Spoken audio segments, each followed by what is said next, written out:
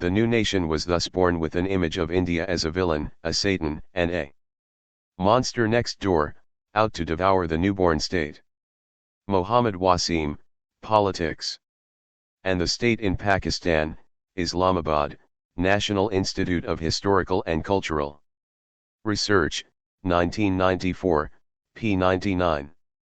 Since the beginning, Pakistan has been confronted with the monumental task of formulating a national identity distinct from India.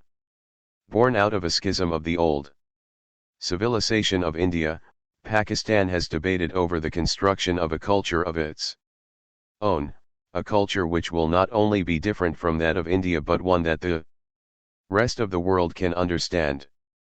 M. Ali, In Search of Identity, Dawn Magazine. May 7, 2000. As the two excerpts above indicate, Pakistan was born of a partition that overdetermined its subsequent trajectory not only because of the difficult relations it developed with India, but also because this parting of ways defined the terms of its collective quest for identity. Indeed, the 1947 partition was the outcome of an intense struggle as well as a trauma. It grew out of the separatist ideology which crystallized at the end of the 19th century among the Urdu-speaking Muslim intelligentsia of North India, whose key figure was none other than Syed Ahmed Khan, the founder, in 1877, of the Anglo-Mohammedan Oriental College in Aligarh, a little town not far from Delhi. The Aligarh movement, as it was to be remembered in history, turned to politics in the early decades of the 20th century when it became the crucible of the Muslim League. This party, founded in 1906, was then separatist in the sense that it obtained from the British Raj a separate electorate for the Indian Muslims.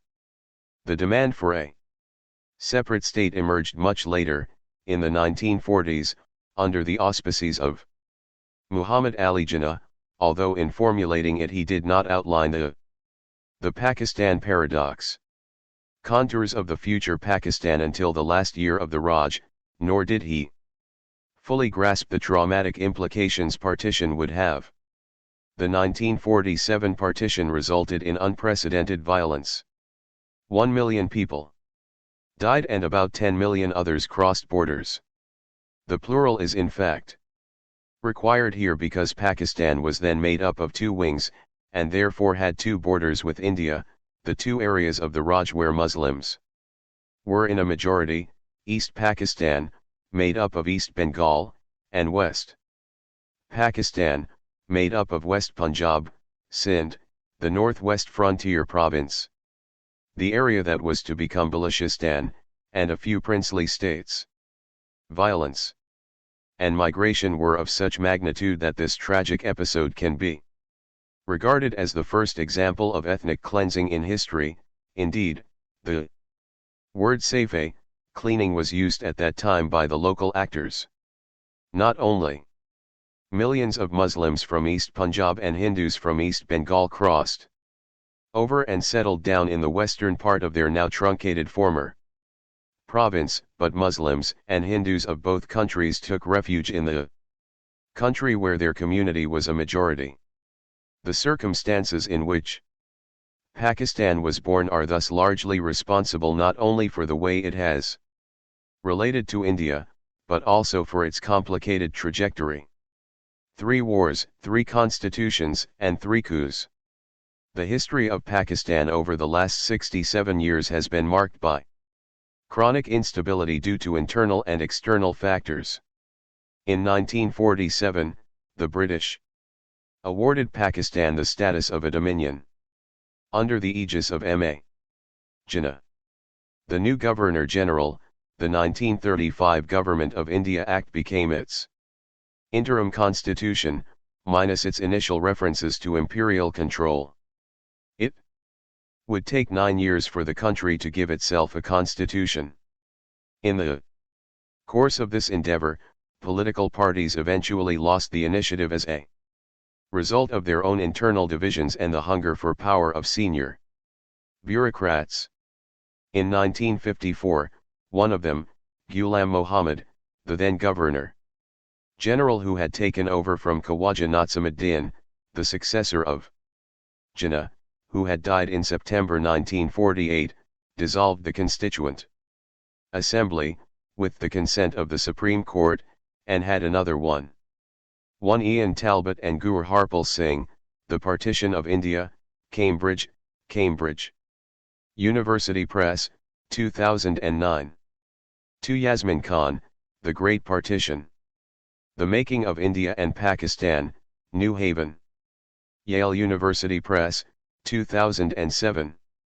3 Over the 1947 to 1950 period, 14 million people were involved in the population exchange. Introduction. Elected. The 1956 Constitution was not particularly democratic, but it could not be fully implemented anyway since another bureaucrat, Iskander Mirza, and then the commander-in-chief of the army, Ayub Khan, seized power in 1958. Till 1969, the latter established a military regime that claimed to modernize Pakistan in the framework of martial law and then, after 1962, of a new constitution. This second constitution was authoritarian, but did not completely disregard political pluralism, especially after 1965 when Ayub Khan further liberalized his regime. But eventually, after months of unrest, he had to resign in favor of another general, the chief of the army, Yahya Khan, in 1969. By the end of 1970, Yahya Khan, having few other options, gave Pakistan its first opportunity to vote. The Bengalis of East Pakistan seized it to win the elections by massively supporting the Awami League, a party whose nationalism had been exacerbated by years of exploitation under the thumb of West Pakistan. Its leader, Mujibur Rahman, asked for a confederal system that would give East Pakistan considerable autonomy. But almost all West Pakistanis, including the winner of the elections in Punjab and Sindh, Zulfikar Ali Bhutto's Pakistan People's Party, PPP, rejected this option and supported repression. Civil war ensued and resulted in the creation of Bangladesh in 1971 after the military intervention of India, New Delhi, arguing that violence and the flow of refugees to West Bengal had to stop. The arrival in power of Zulfikar Ali Bhutto, to whom Yahya Khan handed the reins in 1971, marked the beginning of the first democratic transition. Not only was the army subjected to the civilian government, but a third parliamentarian constitution was promulgated in 1973. However, Bhutto displayed such authoritarian tendencies that the federal dimension of this text was stillborn, and the social reforms, including land reform, that the PPP had promised were not truly implemented. Finally, Bhutto rigged the 1977 elections, a move that resulted in mass protests from the opposition. These events provided the army with an excuse to seize power once again. Led by General Zia-ul-Haq, this second military coup gave birth to a dictatorial regime and even a police state. In contrast to the Ayub years, scores of politicians were sent to jail, opponents were tortured, and Bhutto was even executed in 1979. Zia also instrumentalized Islam in order to legitimize his rule. His Islamization policy affected all areas of life, education, with the development of Quranic schools, law, with the setting up of Sharia courts, and the fiscal system, with the transformation of zakat and ushra into compulsory, state-coordinated contributions. This policy gained momentum in the context of a new kind of war, the Anti-Soviet Jihad from 1979 to 89 in Afghanistan, its foot soldiers being mostly the Afghan mujahideen who had found refuge in Pakistan. While Zia, like Ayub Khan, resigned himself to seeking the support of the Pakistani citizens through elections, he never gave up his uniform, and it was not until his mysterious death in 1988 that Pakistan's second democratic transition became possible. This transition was not as substantial as the first one. While the generals returned to their barracks, they continued to be in charge of key policies regarding Afghanistan, Kashmir, India at large, and defense, including the nuclear program. They were also in a position to oust prime ministers, one after another, between 1988 and 1999. Benazir Bhutto, who had won the 1988 elections, benefiting from the PPP political machine and her family's prestige partly based on her father's martyrdom, was the first prime minister to be dismissed by President Ishaq Khan in the 1990s. She was replaced by her archenemy, Nawaz Sharif, after army-supervised elections in 1990. But Sharif alienated Ishaq Khan and the army as well. He was dismissed in 1993 and replaced by Benazir again. She herself was eased out in 1996, this time by the President Farooq Laghari, enabling Nawaz Sharif to stage a comeback. The 1997 elections were different from the three previous ones because they gave Sharif's party, the PML, the two-thirds majority that allows the Prime Minister to reform the Constitution. The 13th Amendment re-established the parliamentary nature of the Constitution and deprived the President of the power to dismiss the Prime Minister and to dissolve both the national and provincial assemblies. But Sharif misused power. He did not respect either the independence of the judiciary or freedom of the press. Furthermore, he alienated the army, including the chief of the army, Pervez Musharraf, by bowing to American pressures during the Kargil War. In October 1999, Musharraf's coup brought the army back into power. He then militarized the state and the economy more than his predecessors. Not only were ex-army officers appointed to positions normally reserved for civilians, but their business activities benefited from the patronage of the state more than ever before. While Zia had profited from the anti-Soviet US-sponsored war in Afghanistan, Musharraf exploited the fact that Pakistan had become a front-line state again during the war the US once again sponsored, this time against the Taliban and Al-Qaeda after the September 11 attacks in 2001. While Musharraf, like Ayub Khan, was ousted from power in 2007-8 in the wake of street demonstrations, those who protested so effectively this time were affiliated with a specific institution, the judiciary, hence the fear of a government of judges expressed by supporters of parliamentarianism after democracy was restored. The 2008 elections brought back the same parties and the same families. The Bhuttos and the Sharifs, both freshly returned from exile as in the 1980s to 90s. Benazir was assassinated in December 2007, but her widower, Asif Ali Zardari, was elected president after the PPP won the 2008 elections. The new government, with the support of key opposition parties, restored the parliamentary nature of the 1973 constitution that Musharraf, like Zia, had presidentialized. Not only federalism but also the independence of the judiciary were at last in a position to prevail. However, the civilians failed to reassert their authority over the Inter-Services Intelligence, ISI, the military intelligence agency that since the 1980s has become a state within the state, and the army retained the upper hand on key policies such as relations with the Taliban, the Kashmir issue and the nuclear program. The army justified its role by arguing that the country was facing huge challenges, ranging from the unleashing of ethno-nationalist violence in Balochistan and Karachi to the rise of both sectarian and jihadi Islamist movements. some of which were affiliated with Al-Qaeda and attacked the Pakistani state. Because of its association with the US in the global war on terror. However, this escalation of violence did not prevent Parliament from completing its 5-year term in March 2013 and citizens from voting in large numbers 2 months later, mostly in favor of Nawaz Sharif, who in June became Prime Minister for the third time.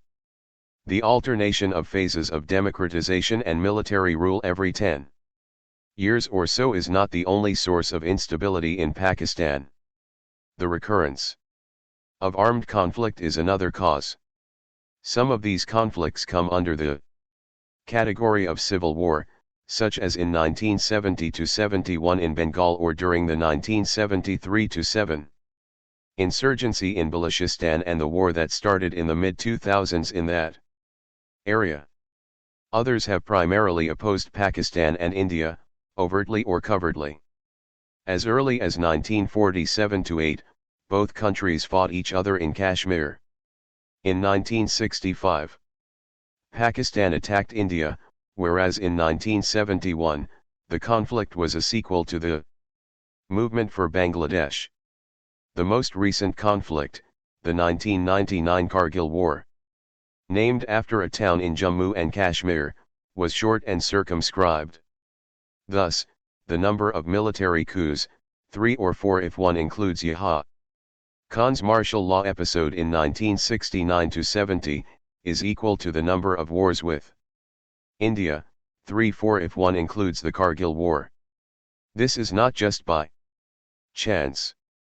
In fact, Pakistan's political instability is to some degree overdetermined by the regional context, and more especially by the sentiment of vulnerability of Pakistan vis-a-vis India. Between India and Afghanistan, Pakistan caught in a pincer movement. In the beginning, this sentiment, which would be exploited by the army, subsequently, stemmed from the conditions in which partition took place.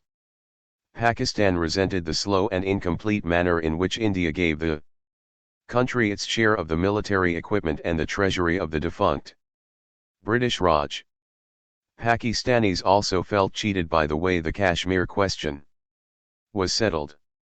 On August 15, 1947, Jammu and Kashmir was one of the last princely states that was still undecided about its future. The Maharaja, a Hindu, and the main party, the All Jammu and Kashmir National Conference, were not willing to join Pakistan in spite of the fact that the state was comprised of a majority of Muslim subjects. But they did not support accession to India either, fearing Pakistani retaliation. 4 On October 22, 1947, 5,000 paramilitaries from the Pashtun tribal belt, who were not in uniform but were supported by Pakistani officers, infiltrated Jammu and Kashmir and established a parallel government, the government of Azad Kashmir, Free Kashmir, while they were approaching Srinagar, the state capital. 5 The Maharaja turned to India and Nehru sent troops on October 27. 3 days later, the government of Pakistan deployed its own soldiers, but India's military superiority enabled New Delhi not only to retain the valley of Srinagar, but also to reconquer key positions such as Baramulla.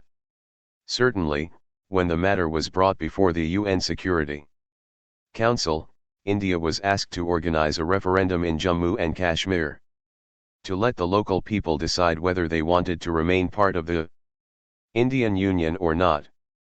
But this referendum was supposed to take place after the withdrawal of Pakistani troops, which did not occur. In fact, the line of ceasefire that was officially agreed in the truce signed on January 1, 1949, gave Pakistan control of a fraction of the erstwhile princely state that was divided into Azad Kashmir 6 and the areas of Gilgit and Baltistan, which were amalgamated to form the northern areas. These regions were directly administered by the central government. Most Pakistanis considered that, without Kashmir as part of their country, partition remained unachieved. 4. Jammu and Kashmir was largely connected to the rest of India via roads which had now become part of Pakistan. 5. The Pakistani army formally entered the war in April 1948, Akhil Shah, the Army and Democracy. Military Politics in Pakistan, Cambridge, Massachusetts, Harvard University Press, 2014, p. 42. 6. On Azad Kashmir, see Christopher Snedden, The Untold Story of the People of Azad Kashmir, London, Hurst, 2012. Furthermore, some of them feared that India had not resigned itself to the very fact of partition and that New Delhi would try to reunite with the subcontinent one day or another. Not only did Hindu nationalists dream of Akhand Bharat, undivided India, but statements made by a few Congress leaders lent themselves to a similar interpretation. The then party president, Acharya Kripalani, for instance, declared in 1947, "Neither the Congress nor the nation has given up its claim of a united India." Deputy Prime Minister Vallabhbhai Patel concurred when he said, "Sooner than later, we shall again be united in common allegiance to our country." 7. The fear of India was reinforced by an encirclement complex due to the attitude demonstrated by Afghanistan. In the early 1940s, the Kabul government had asked the British, upon their departure, to allow the Pashtun tribes of the Raj to choose between claiming independence and becoming part of Afghanistan. Pakistan was not an option. At the same time, the Muslim League was disturbed by Kabul's unwillingness to recognize the Durand Line as an international border. In 1947, this attitude prevented the Pakistanis from having distinct borders, its territory not being clearly defined, or stabilized, on the eastern side either. These difficulties harked back to the pervasiveness of Pashtun nationalism on both sides of the Durand Line. Certainly, this nationalism remained fuzzy. It was not clear whether its supporters were in favor of a separate country made up of Pashtun tribes or whether they were willing to incorporate Pakistan's Pashtuns into Afghanistan. Whatever their agenda, it was bound to undermine the project of Pakistan's founders. The latter felt especially threatened because Pashtun nationalists cultivated excellent relations with India. The main architect of Pashtun nationalism under the Raj in the northwest. 7. Cited in Muhammad Ayub Khan, Friends Not Masters. A Political Autobiography. Karachi, Oxford University Press, 1967, p. 136. I have been unable to locate the exact source of these quotes, but the very fact that Ayub Khan cites them in his autobiography shows that one of Pakistan's most important leaders believed these words to be true and or used them to cultivate obsessive fears in his own country. Patel, according to another minister of the Indian government, Abdul Kalam Azad, was convinced that the new state of Pakistan was not viable and could not last, even though he was the greatest supporter of partition among congressmen. Out of irritation and injured vanity, Abul Kalam Azad, India wins freedom, Hyderabad, Orient Longman, 1988, p. 225. Nehru himself at one point mentioned the possibility of creating a confederation between India and Pakistan, something the Pakistanis found utterly unacceptable, cited in Aparna Pandey, Explaining Pakistan's Foreign Policy, London and New York, Routledge. 2011, p. 30. Frontier Province, Abdul Ghaffar Khan, was a staunch supporter of the Congress and was known as Frontier Gandhi because of his close relationship to the Mahatma. In June 1947, Afghan Prime Minister Muhammad Hashim Khan declared, "If an independent Pakhtunistan cannot be established, then the frontier province should join Afghanistan." 8. Neither of these options came about.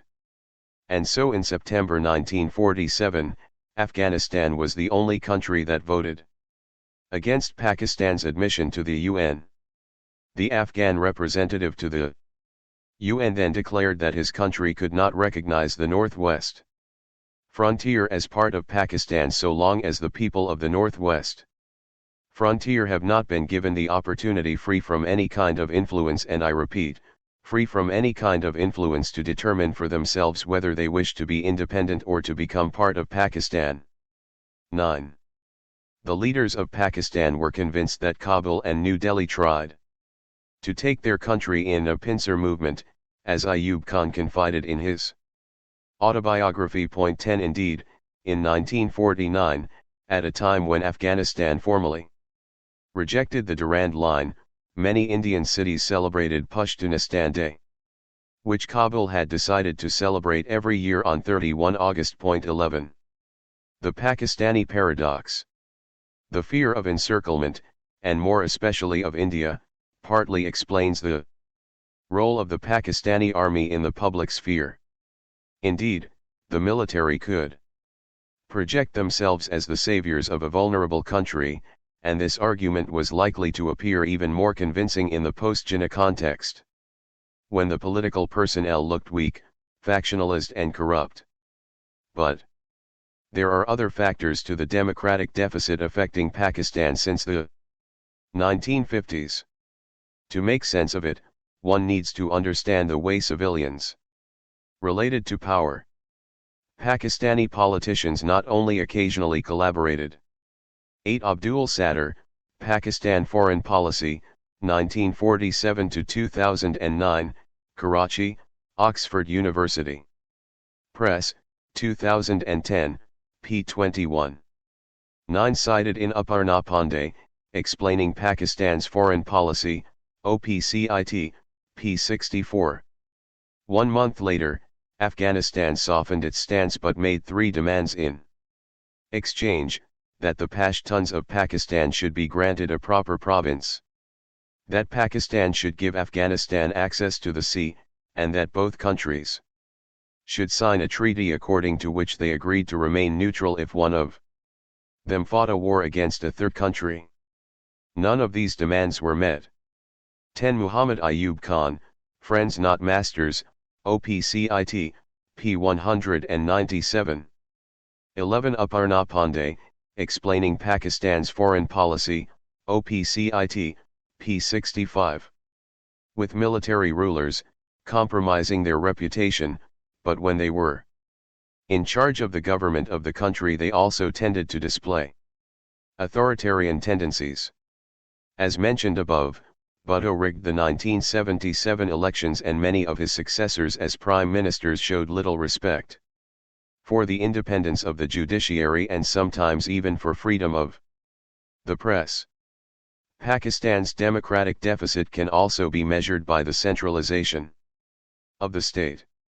Even when a federal constitution was re-introduced, the provinces were never given the autonomy they demanded, whereas almost all of them, East Bengal, West Punjab, Sindh and the NWFP, had experienced form of self-administration under the Raj and coincided by and large with an ethno-linguistic group. Centralization, once again, may be explained by the need for a strong, unified state to face India. However, on that front too, one should not focus mainly on this external factor. Even before partition, Jinnah's project was that of a unitary state. Certainly, the 1940 Lahore Resolution, through which the Muslim League officially spelled out its separatist agenda, recognized a prominent role for the provinces of the country envisioned, but their autonomy was drastically reduced as early as 1946 in the last pre-partition blueprint of Pakistan as Jinnah imagined it. And in 1947, the citizens of the new country were required to identify not only with one religion, Islam, but also with one language, Urdu, an idiom that became the country's official tongue even though it was spoken only by a small minority. These developments reflected sociological dynamics. The idea of Pakistan was primarily conceived by an Urdu-speaking upper caste elite group fearing social decline. Made up of aristocratic literati, this group embodied the legacy, and the nostalgia, of the Mughal Empire. Their ancestors had prospered thanks to land and the administrative status the emperors had given them between the 16th and the 18th centuries. But in the 19th century, colonization called these privileges into question, not only because the British took over power from some of the Muslim rulers, but also because they did not trust the Muslims, who were seen as the former dominant group, as much as they did the Hindus. Furthermore, the Hindus asserted themselves at the expense of the Muslims because of their growing role in the economy, through trade and then industrial activities, because of their adhesion to the university system, which resulted in their increasingly important role in the administration, and because of their political influence that developed parallel to the democratization of the Raj almost in proportion to their numbers. The separatism of the Urdu-speaking elite crystallized in this context in the 19th century and was subsequently exacerbated, especially in the 1930s to 40s, in reaction to the fear of losing their traditional status, eventually prompting them to work toward obtaining a state to govern. The Muslim League leaders argued that they demanded Pakistan to protect Islam from Hinduism, but they also, and more importantly, did it to protect their interests from the growing influence of the Hindus. The following pages will elaborate on this sociological interpretation of the Pakistani project, which is not new. Hamza Alavi developed a similar analysis in the 1970s, 80s 12 at a time when Paul Brass argued in a similar vein that the League's claim that Islam was in danger in the 1930s to 40s was a political ploy used by elite groups to mobilize Muslim masses in support of their idea of Pakistan. Point 13 But the present book's approach is less Marxist than Alavi's reading and less instrumentalist than Brass's interpretation, for the simple reason that it emphasizes the weight of the cultural and societal parameters that define the mentality of the Muslim elite during the Raj. Point 14. More importantly, this book offers a reading of the Pakistani trajectory that focuses on the implications of these sociological factors for the country. Since its creation, the history of Pakistan has been overdetermined by three sets of tensions, all rooted in contradictions that were already apparent in the 1940s. The first one can be summarized by the equation Pakistan equals Islam plus Urdu. While all the ethnic groups of Pakistan could identify with one variant or another of Islam, they could not easily give up their linguistic identity, all the more so because it often epitomized full-fledged nationalist sentiments. 12 Hamza Alavi, Class and State in Pakistan, in Hassan Gardezi and Jamil Rashid. eds. Pakistan, The Roots of Dictatorship, London, Z Press, 1983, and Hamza Alavi, Pakistan and Islam, Ethnicity and Ideology, in Fred Halliday and Hamza Alavi, eds. State and Ideology in the Middle East and Pakistan, London. Macmillan, 1987. 13 Paul Brass, Language, Religion and Politics in North India, Cambridge, Cambridge University Press, 1974. 14 The Brass thesis will be discussed in the first part of the book. Regarding Alavi's approach, it may be sufficient to say that his definition of the Salariat, the key actor behind the Pakistani project in Alavi's view, is too restrictive. As will be shown in the following chapters, the idea of Pakistan was crafted by an intelligentsia that was not only motivated by vested interests, but by a specific upper caste Islamic culture. This is why an interpretation of Muslim separatism in terms of class needs to be supplemented by an analysis taking societal dimensions into account, or movements.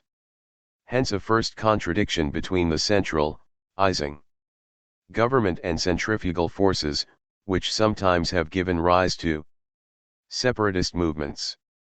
The second tension pertains to another form of concentration of power that the army officers and the politicians have developed over the course of time. Indeed, from the 1950s onwards, Pakistani society has been in the clutches of a civil-military establishment which has cultivated the legacy of the pre-partition Muslim League in the sense that it was primarily interested in protecting its interests and dominant status. The elitist rationale of the Pakistan idea therefore resulted in social conservatism and the persistence of huge inequalities.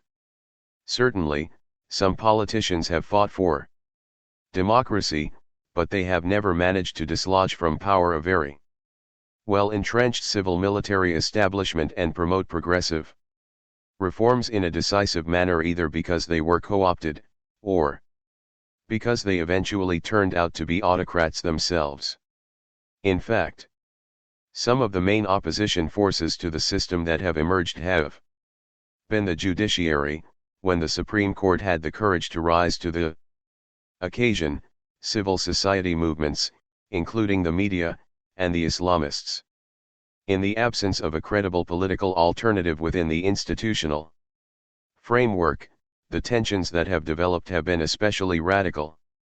What has been at stake in most of the crises that Pakistan has experienced has been the regime itself, not only in political terms, but also, sometimes, in social terms. The role of Islam in the public sphere is the root cause of the third contradiction. Jinnah looked at it as a culture and considered the Muslims of the Raj as a community that needed to be protected.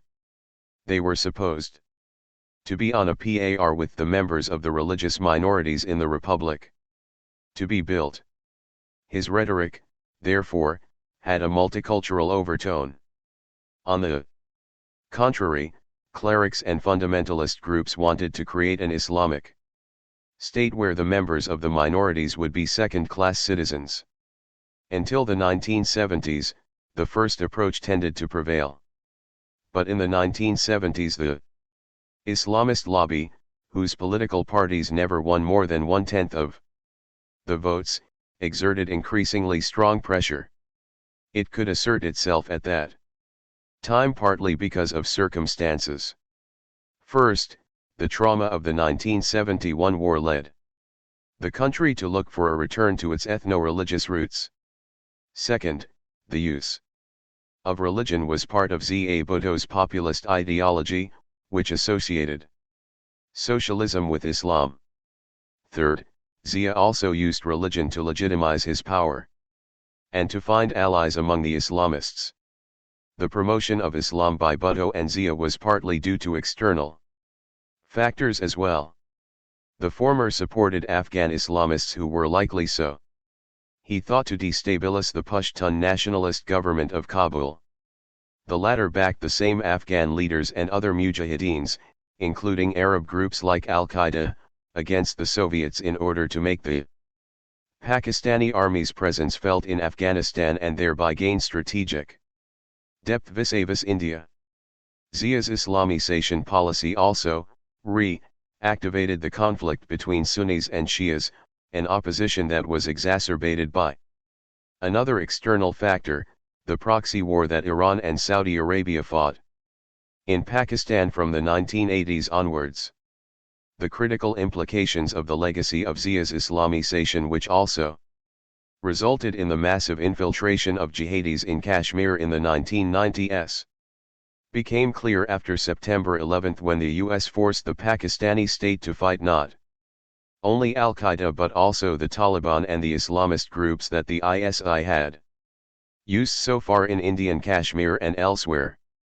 In response, these groups turned their guns towards the Pakistani army, its former patron, and intensified their fight against their traditional targets, the Shias and non-Muslim communities, creating an atmosphere of civil war. The three contradictions just reviewed provide a three-part structure to this book, which is therefore not organized chronologically. This thematic framework is intended to enhance our understanding of the Pakistani paradox. Indeed, so far, none of the consubstantial contradictions of Pakistan mentioned above has had the power to destroy the country. In spite of the chronic instability that they have created, Pakistan continues to show remarkable resilience. This can only be understood if one makes the effort to grasp the complexity of a country that is often caricatured. This is the reason why all sides of the three tensions around which this book is organized must be considered together: the centrifugal forces at work in Pakistan and those resisting them on behalf of Pakistani nationalism and provincial autonomy, the culture of authoritarianism and the resources of democracy, the Islamist agenda, and those who are fighting it on behalf of secularism or Muslimhood al-Jannah. The final picture may result in a set, not of contradictions, but of paradoxes in which virtually antagonistic elements cohabit. But whether that is sufficient to contain instability remains to be seen. Part 1. Nationalism without a nation and even without a people? After 61 years of its existence, Pakistan has gone from a nation searching for a country to a country searching for a nation. Lal Khan, Pakistan's Other Story. Lahore, The Struggle Publications, 2008, p. 294. Nationalism is a modern ideology that was as yet unknown in mid-19th century British India, when the first signs of the separatist trends that would give birth to Pakistan crystallized. The Muslims were even less an exception to the rule as, despite their relatively small numbers, they made up 1/5 of the population of the Raj. They were racked by both religious and social divisions, which Islam's regarding religion, diversity among Muslims tended to be underestimated. In British India as elsewhere, due to a dominant analysis of Islam in purely scriptural terms, differences are easily leveled when the fundamental theological and philosophical principles that can be said to constitute the core of the Islamic faith are enshrined in a single scriptural source and are supposed to be universally adhered to by all those who call themselves Muslims. Point 1. From such a standpoint, it is easy to define a Muslim on the Imtiaz Ahmed, Introduction, in Imtiaz Ahmed, ed. Ritual and Religion Among Muslims in India, Delhi, Manohar, 1981, p. 1. Basis of the Pillars of Islam, Shahada, professing faith in Prophet Muhammad. As enshrined in the Quran, daily prayers, fasting for Ramadan, zakat, almsgiving, and pilgrimage to Mecca. But this interpretation reflects a classic bias consisting of understanding a culture or civilization through what Robert Redfield called the Great Tradition. Point 2. In British India more than anywhere else perhaps, the little Muslim tradition, that of the people and not of the clerics, was highly complex and partly syncretic. Point 3. All the more so as it readily made room for seemingly heterodox elements such as the cult of saints or possession rites, in which certain trances had a curative purpose akin to exorcism. Point 4. This heterogeneity owed much to India's distance from the Islamic crucible in the Middle East, both from a geographic and cultural standpoint. Not only was Islam transformed on arriving in India through contact with Turkish and Iranian influences, but Indic civilization was extremely foreign to it. Since it was unable to take over entirely, its followers and promoters were obliged to adapt as elsewhere, like in Indonesia for instance. This adjustment resulted in various types of synthesis, the Sufi phenomenon being one of the more striking of them. Sufism took on considerable importance in India due to its affinities with the Hindu ideal of asceticism. Its main figures attracted a number of followers, mostly from the lower strata of Indian society, and allowed a particular form of Islam to assert itself. This popular congregation-based Islam established the cult of saints and institutionalized dargahs, places of retreat of the holy men and later their tombs/shrines which became places of pilgrimage. In the 16th century, under Akbar's reign, the ulama declared that the pilgrimage to Mecca was no longer an obligation, while pilgrimage to shrines of Sufi saints was spreading. 5. Among the congregations, the Qais became one of the most popular. Established in India in the late 12th century by Khwaja Mu'inuddin. 2 Redfield, Robert, The Little Community, Chicago, University of Chicago Press. 1956. 3 Aziz Ahmed, An Intellectual History of Islam in India, Edinburgh, University of Edinburgh Press, 1969, p. 44. Back in the 19th century in France, Garçon de Tassy had drawn the attention to the specific nature of Indian Islam in his Memoirs sur les particularités de la religion musulmane dans l'Inde, 1832. 4 Imtiaz Ahmed, Unity and Variety in South Asian Islam, in Dietmar Rothermund. Ed. Islam in Southern Asia, Wiesbaden, Franz Steiner Verlag, 1975. 5 C. Shackle, The Pilgrimage and the Extension of Sacred Geography in the Poetry of Khawaja Ghulam Farid, in Adar Singh, ed., Socio-Cultural Impact of Islam on India, Chandigarh, Punjab University, 1976, pages 159 to 160. Nationalism Without a Nation. Kishti, a native of Sajistan, at the crossroads of contemporary Iran, Afghanistan and Pakistan, its epic entree soon became the Dargah of Ajmer, Rajasthan, where the founder of the Kishti order had moved and was buried. This Sufi order owed its influence, including among Hindu devotees, to the ascetic nature of the Kishti line that has come down through time. Other congregations, on the contrary, would become associated with the government, such as the Surawardis, who would obtain benefits in kind, land in particular. Still others, such as the Naqshbandis, originating from Central Asia, would not only develop close relations with the authorities, but also show a sense of orthodoxy that resulted in hostile reactions to the Hindus and the Shias. Aside from the Sufi orders, other sects constantly developed within Indian Islam. The Muslims of the subcontinent first brought with them one of the structuring divisions of Middle Eastern Islam, the opposition between Sunnis and Shias. This schism for a long time remained latent, probably due to a strong demographic imbalance, the latter being only a small minority. But the political and social influence of this group should not be underestimated. Among them were many landowners as well as major dynasties, such as the one that ruled over the Awadh kingdom in Lucknow until the mid-19th century. Among the Shias, the Ismailis mainly settled in western India, in Gujarat and the Bombay region. 6 The Bohras formed the largest group among them. They recognize Ali as successor to the Prophet, but like others they diverged from the 12 verse after the death of the 6th Imam in 765, considering that his elder son, Ismail, and not his second son, should have taken over from him. Paying allegiance to the Cairo-based Fatimid Caliphate, they established their own church.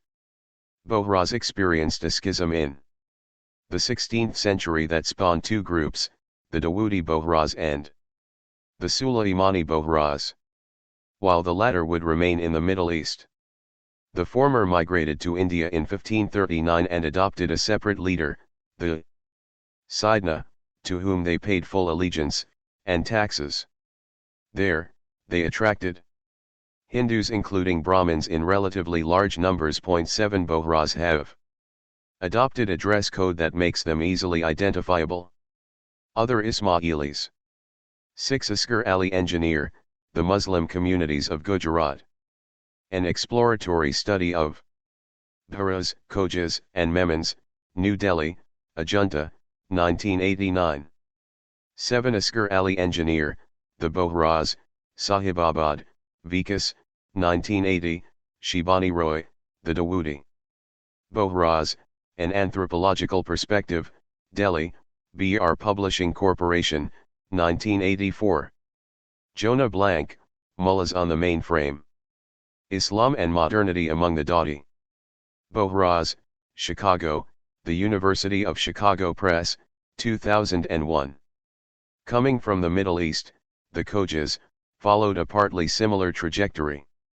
While they migrated to India in the 12th century, their leader, the Aga Khan, who claims to descend from Ali, remained in Persia till the 19th century, when he moved to India as well. Like the Bohraz, the Khojas are mostly converts from Hinduism, but they have primarily attracted members of merchant castes such as the Bhatias, whose marriage rights they have retained. 8 Muhammad Ali Jinnah, who married a Parsi, was born in a Khoja business family. 9. The creation of new sects has continued into the modern era. In the late 19th century, for instance, Mirza Ghulam Ahmed, 1835 to 1915, founded a movement known either by his namesake, Ahmadi, or after his place of birth, Qadian, in Gurdaspur district, Punjab.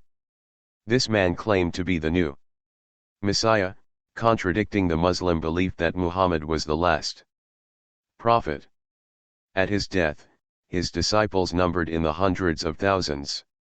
Although Ahmadis were recruited among various castes, the Bohraz and the Khojas, as mentioned above, came from Brahmin castes and merchant castes and continued to pursue some of their caste-related activities after having left Hinduism. This coincidence of caste and sect is not rare in Indian Islam. This is the case of the Memons, originating with the conversion of one Hindu merchant caste, the Luhanas, in Gujarat by a Sufi saint. In 1400, the Memons finally settled in Bombay in the early 17th century, where they prospered in trade and industry while maintaining a separate religious identity. At the other end of the social scale, the Moplas were Muslim peasants from Kerala who descended from the early Arab migrants settled on the Malabar coast starting in the 8th century. Exploited by Hindu landowners, the Moplas were known for their frequent uprisings, the Jacquerie of 1836 being the most famous of a long series of them. An ethnic community speaking its own language, Malayalam, which gave rise to a literature written in Arabic, Mapala Patu. The Moplas also have their own priests, Musaliars, castes and tribes. Despite the egalitarian values that Islam professes to promote, at least since the Raj, which reified social categories, the Muslims of South Asia form a 8 Hana Papanek leadership and social change in the Khoja Ismaili community. Cambridge, Massachusetts, Radcliffe College, 1962. 9. The controversy about Jinnah's religious background is well studied in Faisal Devji, Muslim Zion, Pakistan as a Political Idea, London, Hurst, 2013, p. 215. Hierarchical community, be they part of caste-based milieus or of the tribal world or even a combination of the two. 10. The fact that the mechanisms of caste and tribe overlap is not so surprising, since caste implies endogamous practices that flow from relations of kinship, also characteristic of tribes. The Pashtun tribal structures are based on a segmentary lineage system. Each tribe comprising clans, subclans, and still smaller kin groups claiming that they descend from a common ancestor. Social hierarchies in this milieu have traditionally been fluid, since they rely on the observance of, or disregard for, a code of honor, Pashtun Wali, based on, among other things, righteousness and courage, for instance in seeking justice, a quest which has resulted in cycles of family-related vendettas. 11. Tribal chiefs were men who best complied with this lifestyle and displayed leadership qualities. Hence the notion of individual captaincy. 12. Emphasized by Frederick Barth.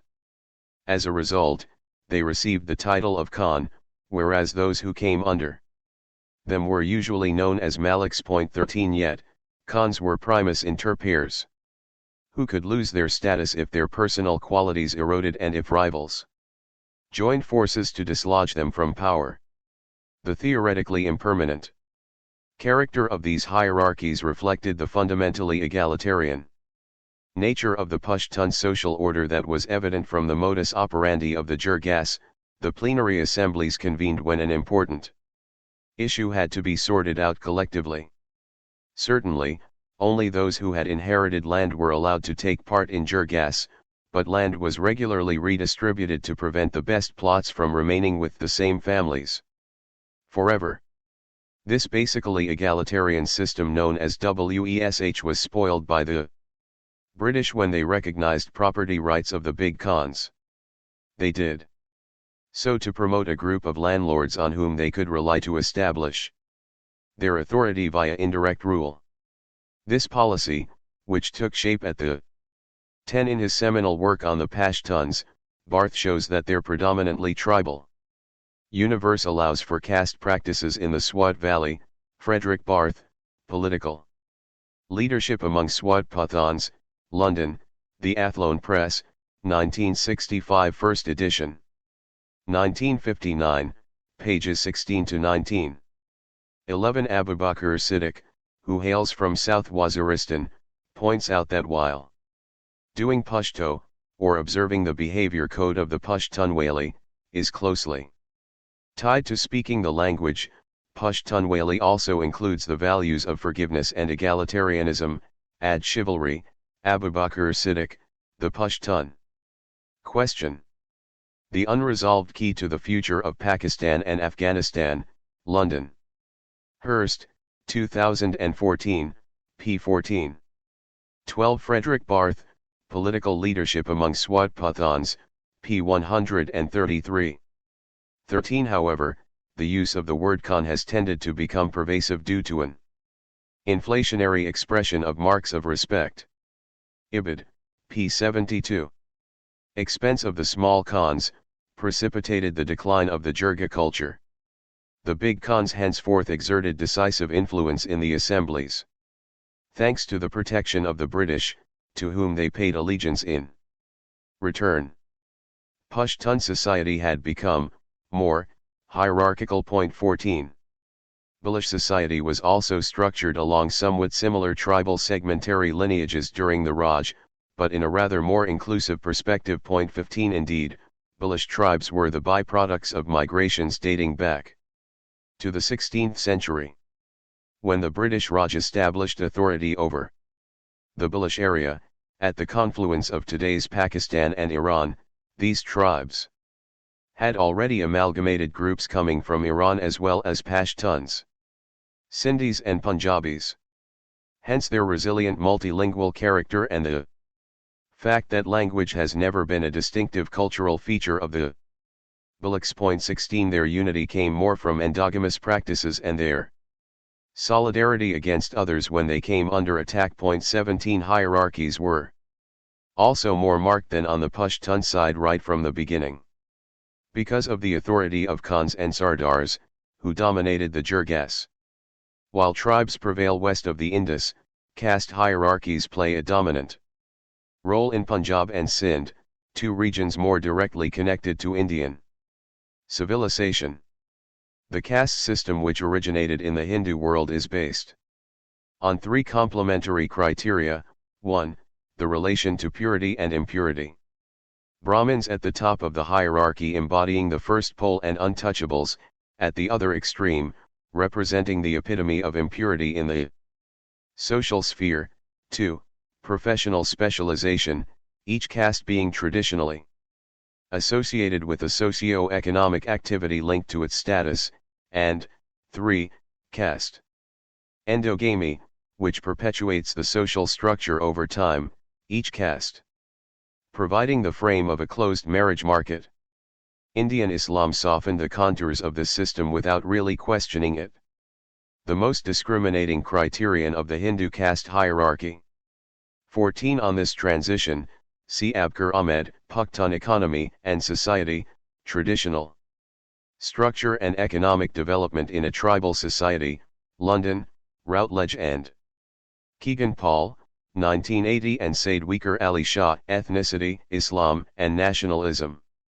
Muslim Politics in the North Indian Frontier Province, 1937–1947, Karachi, Oxford University Press, 1999. 15 Frederick Barth, Ethnic Processes on the Pathan-Baluch Boundary, in Georges Redard, ed., Indo-Iranica. Mélanges Présents à George Morgenstern à l'occasion de son 60e anniversaire, Wiesbaden, Otto Harasowitz, 1964.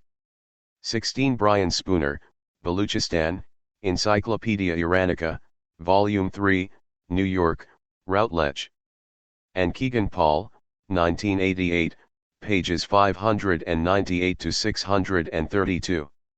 17 Nina Swidler, Remotely Colonial History and Politics in Pakistani Baluchistan. Karachi, Oxford University Press, 2012. The relation to purity and impurity has generally not been as preponderant among the Indian Muslims as among the Hindus. As a result, upper caste and lower caste Muslims could generally attend the mosque together. But the Artsals, former untouchable converts, usually remain excluded from it, unless they remain on the steps outside. Similarly, they could read the Quran, but not teach it. Although observance of the relation to purity and impurity is less systematic in Muslim circles than in Hinduism, Indian Islam has established a social stratification on the basis of geographic origin that is nearly as strict. The so-called noble, Ashraf, upper castes are made up of descendants of Muslims who, allegedly, migrated to India from abroad, whereas those who converted to Islam after it spread throughout Indian territory make up the two lower categories, the Ajlafs, lower castes, and the Artsals, formerly untouchables. The first are subdivided into three categories in which are found those of Middle Eastern extraction, the Syeds who claim descent from the Prophet, and the Sheikhs who say they have roots in Mecca and Medina. Those claiming a Central Asian, and particularly Afghan, lineage, the Pathans or Pashtuns, and last, the Mughals who claim Turkic or Tatar origins. 20. The Rajputs, a high Hindu warrior caste, are the only converts who are part of the social elite. The others are part of the Ajlafs when they are of Shudra origin, which is most usually the case. These were lower caste Hindus, primarily cultivators and artisans who converted to Islam in the vain hope of escaping an oppressive social system. Most of them are weavers, Julaha or Momins. The Artsals are the descendants of Hindu Dalits who followed the same route with the same result. 21 Among them are mainly sweepers, Banjas in Sindh and Churas in Punjab, to whom are assigned the most thankless cleaning tasks. Traditionally, these status groups often matched caste-specific jobs and were all the more reminiscent of the Hindu hierarchy as many Indian. In many cases, when a man of higher caste served them food or drink, it was in disposable clay vessels. See Ghaus Ansari, Muslim caste in Uttar Pradesh. Lucknow, The Ethnographic and Folk Culture Society, 1960, p. 50. This rule is subject to many exceptions, some upper castes having gone from Hinduism to Islam without a drop in status. Such is the case of the Rajput castes. In North India, for instance, 20 few in number, the Mughals are concentrated in Rohilkhand, a region on the Ganges plain. 21 Mark Gabareo, on Otra Islam. Ind, Pakistan, Bangladesh, Paris, Albin Michel. 2007. Muslims came from this religion. The Syeds and Sheikhs, like the Brahmins, were scholars occupying positions of power in the traditional state apparatus. The Pathans, reminiscent of Hindu Kshatriyas, dominate the military, all the more so since the British saw them as a martial race and recruited them into the army in great numbers. As for the Memons, Bohras and Khojas, they usually ran businesses. The Ajlafs have remained cultivators and artisans, a particularly high number of weavers converted by entire caste. As for the Artsals, they formed a populace that can be exploited at will and still do. These social divisions go together with a legacy of strong geographic contrasts. A brief comparison between the Muslims of Bengal, those of the Gangetic Plain and those of Punjab suffices to illustrate this point. The first, primarily a result of the mass conversion of castes of Hindu peasants, remained traditionally at the bottom of the social pyramid, even when the ruling dynasties were of the Islamic faith. Not only were the Muslims of Bengal less numerous in urban centers such as Calcutta, but in the countryside they were often under the command of Hindu landowners. At the other geographic extreme of India, in Punjab, another predominantly Muslim province, like Bengal, the Muslims were also predominantly rural. Hindu merchants and intelligentsia dominating in the cities. But Punjab, which warrants particular attention because of the key role it will play in Pakistan in contrast to Bengal, experienced some radical changes under the Raj. The British, who were grateful to the Muslims of Punjab for their help during the 1857 mutiny, see below, developed the economy of the region through the creation of a sophisticated irrigation system. The canal colonies would contribute to the formation of a new class of farmers in which Muslims would be overrepresented, since the Hindus were more overrepresented in the cities, among traders and professionals. The British also protected the farmers from the money lenders by passing the Punjab Alienation of Land Act in 1900, which prevented non-agricultural tribes, mostly Hindu traders, from acquiring land. 24. Last but not least, at the Quetta Staff Command College, the soldiers trained to become the officers of the Pakistani Army learn that each country is organized around a vital province, its heartland, whose loss results in disintegration. In the case of Pakistan, Punjab is naturally this key province. British recognized Pirs, descendants of Sufi saints in charge of their dargah, as part of the cultivating groups making their land inalienable, and other groups, including Muslim Jats and Rajputs, as a martial race, which gave them new opportunities in the army. The Muslims of Punjab did not for all that constitute an elite as they did in Gangetic India. The Ganges plain from Delhi to Bihar, the true crucible of Muslim civilization in India, was the area in which a number of Muslim political structures were experimented, from the Delhi Sultanate to the Mughal Empire, of which the capital was also Delhi for most of the time. After the gradual disintegration of the Mughal Empire, it was also in this region that many successor states ruled by Muslim dynasties, including the Kingdom of Awadh, took shape. The British, who took over most of them in the first half of the 19th century, baptized this region the Northwestern Provinces and audited in 1860, later renaming it the United Provinces of Agra, and audited in 1902 without changing its borders, which independent India would moreover keep for many years, as the northern province of Uttar Pradesh was not subdivided until 2000. Muslim society in this area was dominated by ashraf of four categories: the Syeds, the Sheikhs, the Mughals, and the Pathans.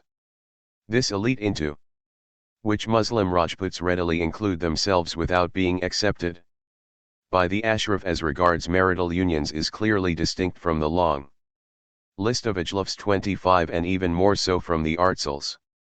The Syeds and the Sheikhs have a virtual monopoly on clerical occupations, which are often handed down from father to son.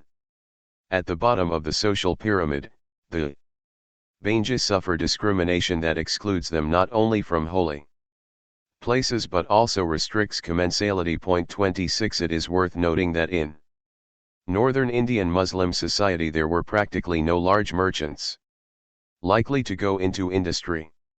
It includes julahas, weavers, darzas, tailors, kasabs, butchers, nais or hajams, barbers, kabariyas or kunjairas, greengrocers, murasis, musicians, dhuniyas, cotton carders, fakirs, beggars, tellis, oil pressers, dhobis, launderers, and gaddis, herdsmen and milk producers. See Ghaus Ansari, Muslim caste in Uttar Pradesh, OPCIT 26 Ibid, p. 50. 27 Francis Robinson, Separatism Among Indian Muslims, Cambridge, Cambridge University Press, 1974, p. 15. From both a social and religious standpoint, Indian Islam across the territory delineated by the British Raj thus formed a mosaic that complicated the ascendancy of communal boundaries. It was a mosaic that not only fragmented the group but also made it more porous to outside, particularly Hindu, influences, as much due to forms of religious synthesis as to social ties.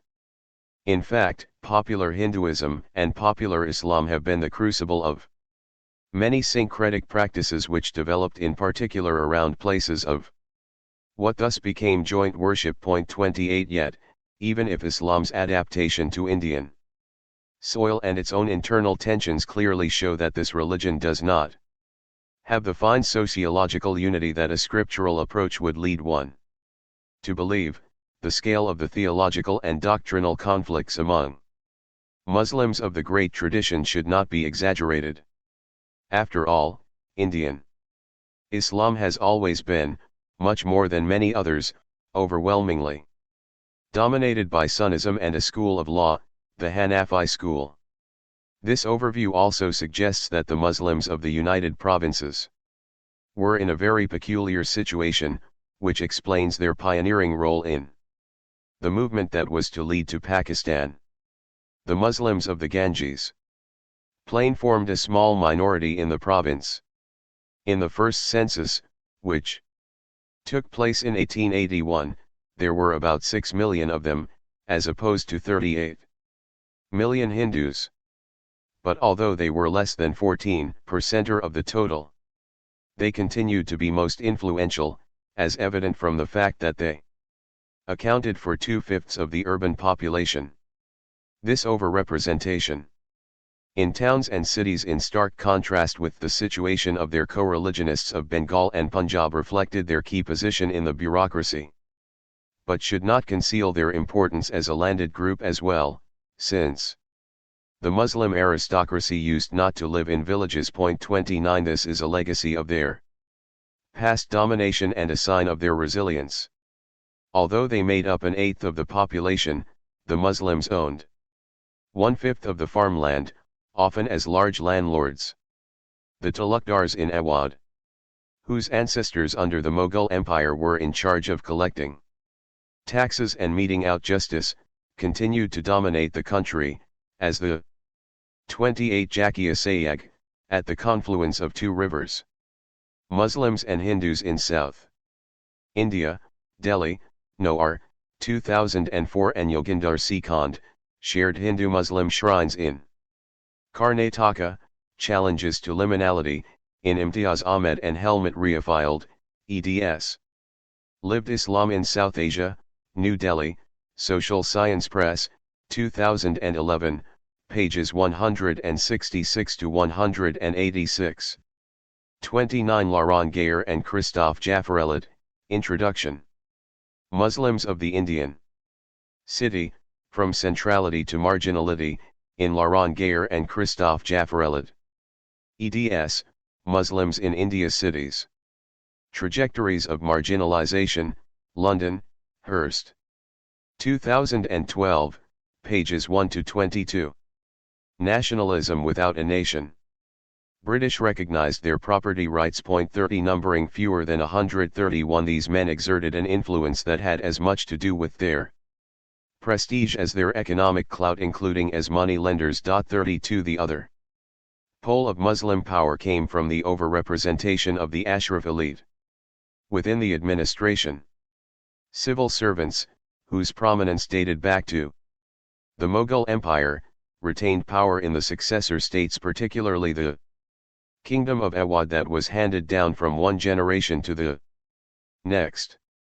In 1882, statistics not being available prior to that, the Muslims still made up 35% of the civil servants in the United Provinces and even 45% of the unconvenanted civil service. 33 Although they occupied two poles of power, one more rural and informal, the other more urban and administrative, these two groups, Muslim landlords and civil servants, were part of the same world, that of an elite proud of its past and cultivating the refinement of the Ashraf culture. It was within this relatively small circle there were 2.5 million Ashraf in 1881 in the United Provinces that Indian Muslim separatism was born in the wake of the 1857 rebellion, when the status and the interests of this elite group were challenged. 30 CSNA. Jaffrelot, The History and Status of Landlords and Tenants in the United Provinces, India, Delhi, Usha, 1985, first edition, 1931, p. 159 ff. 31 Francis Robinson counted 76 of them, Separatism Among Indian Muslims, OPCIT. p. 20. 32 See the remarkable book by Thomas R. Metcalfe, Landlords and the British Raj. Northern India in the 19th Century, Berkeley and Los Angeles, California. University Press, 1979. 33 Francis Robinson points out that Muslims occupied 55% of Tahsildar posts, highly sought after as these local officers wielded great influence over their district. Separatism Among Indian Muslims, OPCIT, p. 23. The Socio-Ethnic Origins of Indian Muslim Separatism. The Reform Phase, 1857 to 1906. The mutiny and uprising started by British Army Indian soldiers that threw North India into a state of turmoil in 1857, marked a turning point in the Muslims' trajectory during the colonial period. Muslims, 1/5 of the population of the British Raj at the time, had lost most of their political clout, but they continued to be perceived by the colonizers as a dominant community that was heir to the Mughal Empire. That dynasty, moreover, continued to rule over Delhi, its historic capital. The British suspected the aristocrats who cultivated the nostalgia of their empire of wanting to return to power and, therefore, held them responsible for a revolt in which, in fact, Hindus played as much a role as Muslims. Geography partly explains the British interpretation of the event, since the uprising was particularly violent in the Ganges Plain, the stronghold of the Talukdars, the landlords of Awadh. The repression visited upon this epicenter area in 1857-8 served to catalyze community introspection among the Muslim elite. On this key episode in Indian history and its peasant dimension, see Eric Stokes. The Peasant Armed. The Indian Revolt of 1857, Oxford, Clarendon Press, 1986. The crushing of the 1857 revolt and reactions of the Muslim elite. Despite the participation of many Hindus, including members of the princely elite such as the Rani of Jhansi in the Sepoy Mutiny, in the British view it was Muslim intrigue and Muslim leadership that converted a Sepoy, literally soldier, man in uniform mutiny into a political conspiracy, aimed at the extinction of the British Raj. 35 The British reacted with great brutality to the challenge put to them. Not only was the last of the Mughals, an 80-year-old man hidden away in his palace and used against his will by certain mutineers as a symbol of their combat, tried and exiled to Rangoon, but his sons and grandsons were executed on the spot. And the sovereign's entourage was decimated. Delhi was the theater of many summary executions, primarily targeting the Muslim elite. Beyond that, the property of many aristocrats was confiscated. The Talukdars of Awadh 36 were the first to be targeted due to the staunch resistance this province put up against the British. The impact of this measure should nevertheless be analysed carefully. British historian Peter Hardy, who consulted Awadh archives, did not detect any anti-Muslim bias. He instead simply noted a shift in land holding within the Muslim community itself, with those having a Mughal past losing to those with a British future. 38 For him, the impact on North Indian Muslims of crushing the 1857-8 revolt was less socio-economic than psychological. Whereas until then the Muslims whose Mughal empire was already in tatters did not pay much attention to the British, whom they found uncivilized and who in any event refrained from interfering in the life of Indian communities, whether religious or social. After 1857, they were forced to realize not only that the British were in India to stay, but Thomas R. Metcalfe, The Aftermath of Revolt, India 1857-1870, Princeton, University Press, 1965, p. 298. 36 Before the British recognized them as landlords, the Talukdars, like the Zamindars and Jagirdars found in other regions of India, were agents charged by the Mughal Empire with collecting taxes. After the disintegration of the empire, many of them gained their independence by keeping their fiefs, which were to become the princely states. See Jagdish Raj, The Mutiny and British Land Policy. In North India, 1856-1868, Bombay, Asia Publishing House, 1965. 37 Details of decisions made by the British can be found in the official report of 1882, Rajkumar surveyed Hickory, the Talukdari settlement in Awadh, Delhi, USA, 1985. First edition, 1882. 38 Peter Hardy, The Muslims of British India, Cambridge, Cambridge University Press, 1972, p. 78. Also that they intended to stay on their own terms. 39 And they turned out to be superior to the natives. To what did they owe this success? If it was not their virtues, then it had to be success of a superior technique, the sources of which could no longer be ignored. Faced with overwhelming British firepower literally in military terms, as well as figuratively in terms of Christian proselytism and administrative and economic efficiency in the early 19th century, the Hindu elites had already adopted one of three different attitudes.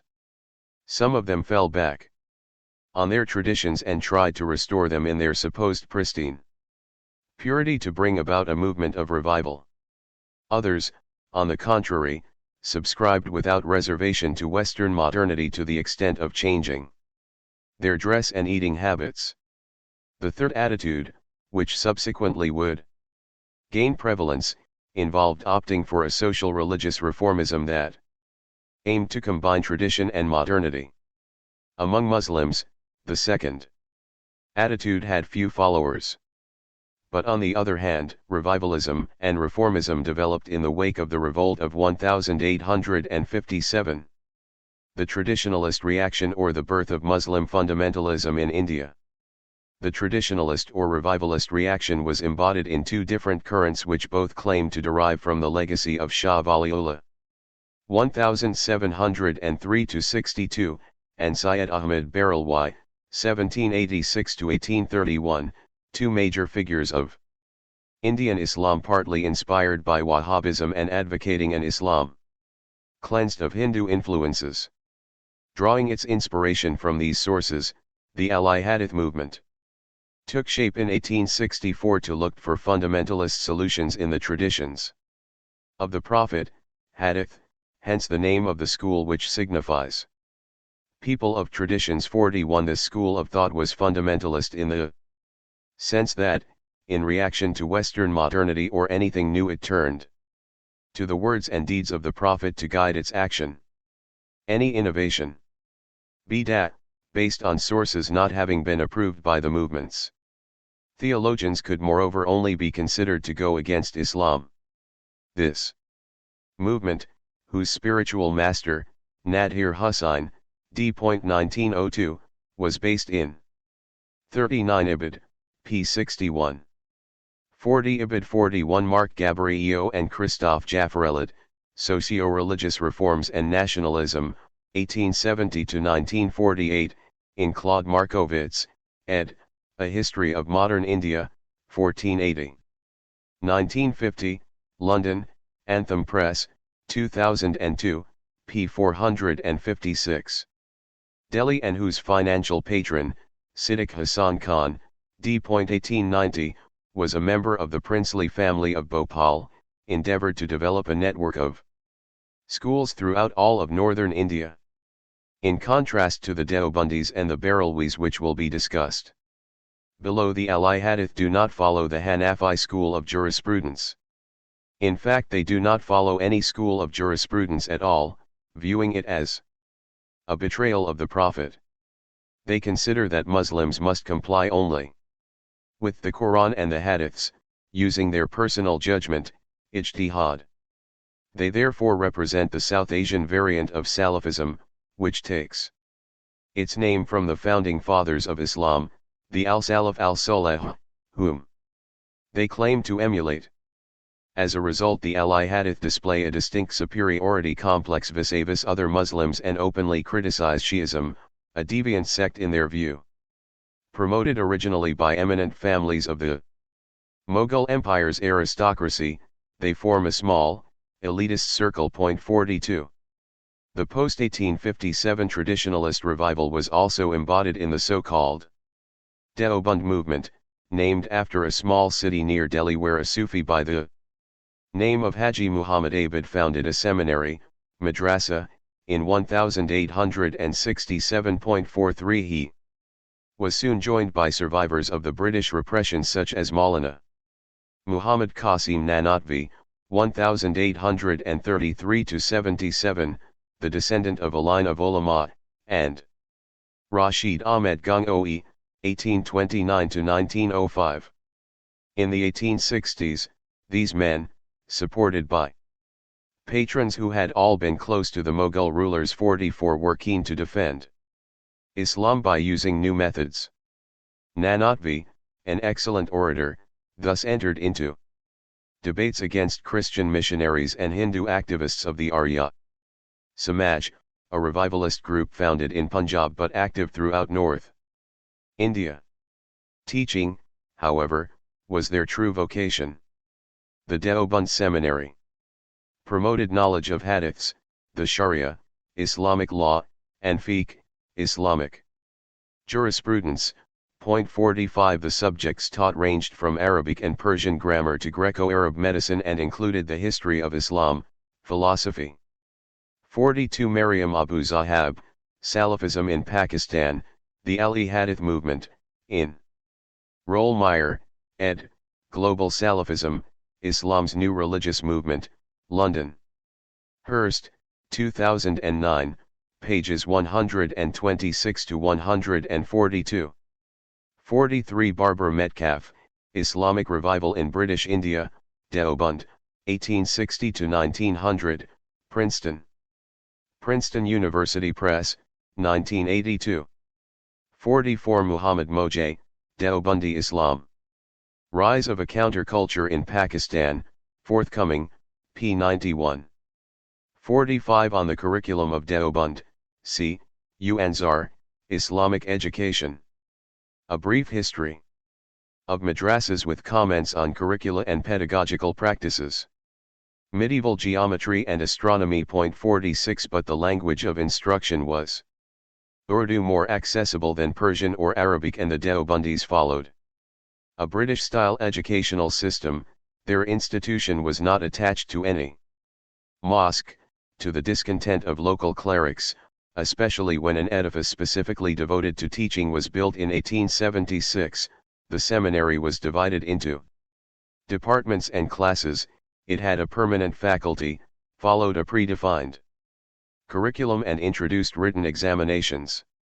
It also had student dormitories modeled after the British universities. Reputed for its sense of organization, the Deoband Seminary soon established a vast network of educational institutions through its first graduates, who, starting in 1880, mainly invested the areas of Rohilkhand and the northern Dub, the area between the Yamuna River and the Ganges.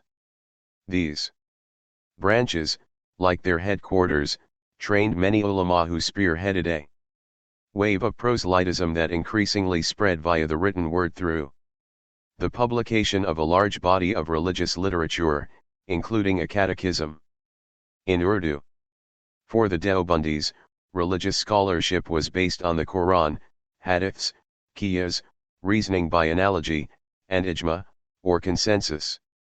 But they believed that none of these four areas could be explored without the guidance of an alim. While they recognized Sufism as a spiritual discipline, they rejected the authority of the peers who claimed sacred qualities handed down from father to son, as well as the cult of saints with its pilgrimages to the shrines of peers and festivals held on the peers' anniversary dates. They viewed such practices as a corruption of Islam due to Hinduism. The Deobandis established their authority by issuing fatwas pertaining to all aspects of Muslim life, fighting popular Islam and even more Shi'ism. For these fundamentalist movements, both Al-Hadith and Deoband Islam remained a universal reference. They were in direct contact with the Arab world, which their members visited regularly, particularly to make the pilgrimage to Mecca, Hajj, and which provided an increasing number of students. They did not view Indian Muslims as a separate community but as participating in the Ummah, or global body of Islam.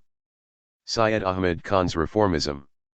Syed Ahmed Khan, 1817–98, reacted to the Sepoy Mutiny, during which he demonstrated his loyalty to the British in a very different way. Grandson of a wazir of the Grand Mughal, his background could probably not have been more aristocratic. He had studied the classics and was awash in the nostalgia of past grandeur, as attests his masterwork on Delhi's monuments, Traces of the Great, 1847.48. His follower, Mohsin ul-Mulk, claimed that writing up the study had brought home to him the fact that the Muslims were now plunging into an abyss of wretchedness. 49. But he had learned English, and against the advice of his friends had joined the East India Company administration, following a career path that recalled that of another reformist, R.M. Roy. Entering at the level of deputy judge, Naib Munshi, he climbed the ranks of the judicial hierarchy as he was appointed to one district and then another throughout the northwestern provinces, which were to become part of the United Provinces. He had allegedly supported the British during the revolt of 1857 because he was said to have preferred the East India Company Raj to Hindu Raj. 50. After this dramatic event, he worked to dissipate the opprobrium the British had cast upon the Muslims.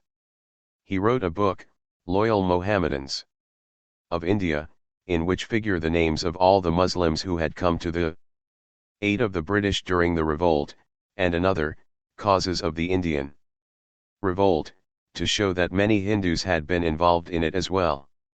Beyond that, he tried to reconcile the British with the Indian Muslims by pointing out the affinities between Christianity and Islam in a book he began writing in 1862, Commentary on the Bible. Beyond this effort to reconcile the British and the Muslims, Syed Ahmed Khan undertook a task of social and religious reform involving a westernization of his co-religionists' education. Even more than the Deobandis, Syed Ahmed Khan was convinced that Indian Muslims stood much to gain by imitating their British masters in matters of education. But he did not stop at importing the mere framework colleges, written exams, boarding schools, etc. He also drew inspiration from Western science to show that 48 cm. Naim, Syed Ahmed and his two books called Asar al-Sanadid, Modern Asian Studies, 45, 3, 2011, pages 669 to 708. 49 cited in Francis Robinson, Separatism Among Indian Muslims, OPCIT, p. 89. Note 1. 50 Safdar Mahmud and Javed Zafar, founders of Pakistan, Lahore. It was not at all incompatible with Islam. 51 With this goal in mind, he founded the Scientific Society in 1864. However, his action did not fully begin to develop until 5 years later when, finally retired, he made a trip to England to visit Oxford and Cambridge in 1869-70. He returned with a plan to modernize education that would be embodied in the Aligarh movement, named after the city where he held his next to last post and where he founded a school in 1875 and then the Mohammedan Anglo-Oriental College 2 years later. Modeled after Cambridge, this institution, which became a university in 1920, had an English department and an Oriental Studies department, symbolizing Syed Ahmed Khan's philosophy of reform, to achieve a synthesis of knowledge that would allow his community to enter the modern era without losing its soul. 52. David Lelyfeld points out that one tendency in Syed Ahmed's original motivation of founding the college was to encourage individual judgment in the evaluation of the sources of Islamic revelation in the light of rational and empirical criteria. But such individual judgment was subordinated to an overriding desire to create student solidarity as a basis for communal mobilization among Indian Muslims at large. From the Aligarh movement to the Muslim League. Even if partly through Syed Ahmed Khan's work, the British no longer distrusted the Muslims as much in the 1870s as they did in the aftermath of the revolt of 1857, this community again felt threatened in the 1870-80s for another reason, the rise in power of the Hindu elite. This danger was particularly palpable in the United Provinces, the birthplace of the Aligarh movement, whose college became the crucible of a political organization. At the turn of the 20th century, the Muslim League, considering that superstitions and other beliefs not based in reason were the product of the corruption of religions by man, Syed Ahmed Khan held that Islam is a rational religion which can march hand in hand with the growth of knowledge. Any fear to the contrary betrays lack of faith in the truth of Islam. Syed Ahmed Khan, Islam and Science, in K. Sachidanandamurti, ed., Readings in Indian History, Politics and Philosophy, London, George Allen and Unwin Limited. 1967, p. 322. See also Christian Troll, Syed Ahmed Khan, Reinterpretation of Muslim Theology, Delhi, Vikas, 1978. 52. In 1877, the cornerstone of the college was laid by the Viceroy, Lord Lytton, after the British helped Syed Ahmed Khan acquire a parcel of land in Aligarh. 53. David Lelyfeld, Disenchantment at Aligarh, Islam and the Realm of the Secular. In late 19th century India, Die Welt des Islams, 22, 1-2, 1982, p. 99. A Muslim elite under a Hindu threat. In the last decades of the 19th century, North Indian Muslims underwent a relative decline vis-a-vis Hindus. In the west of the United Provinces and the Dube, urban growth due as much to industry as to commerce mainly benefited the Hindu traders and money lenders who found themselves in a position to buy land from landowners, including from some Muslim talukdars. In the area of Kanpur, these businessmen owned over 40% of the land at the turn of the 20th century. 54 The Muslims also lost ground to the Hindus in the administration, over which they previously had absolute control, provoking growing opposition which crystallized around the language issue.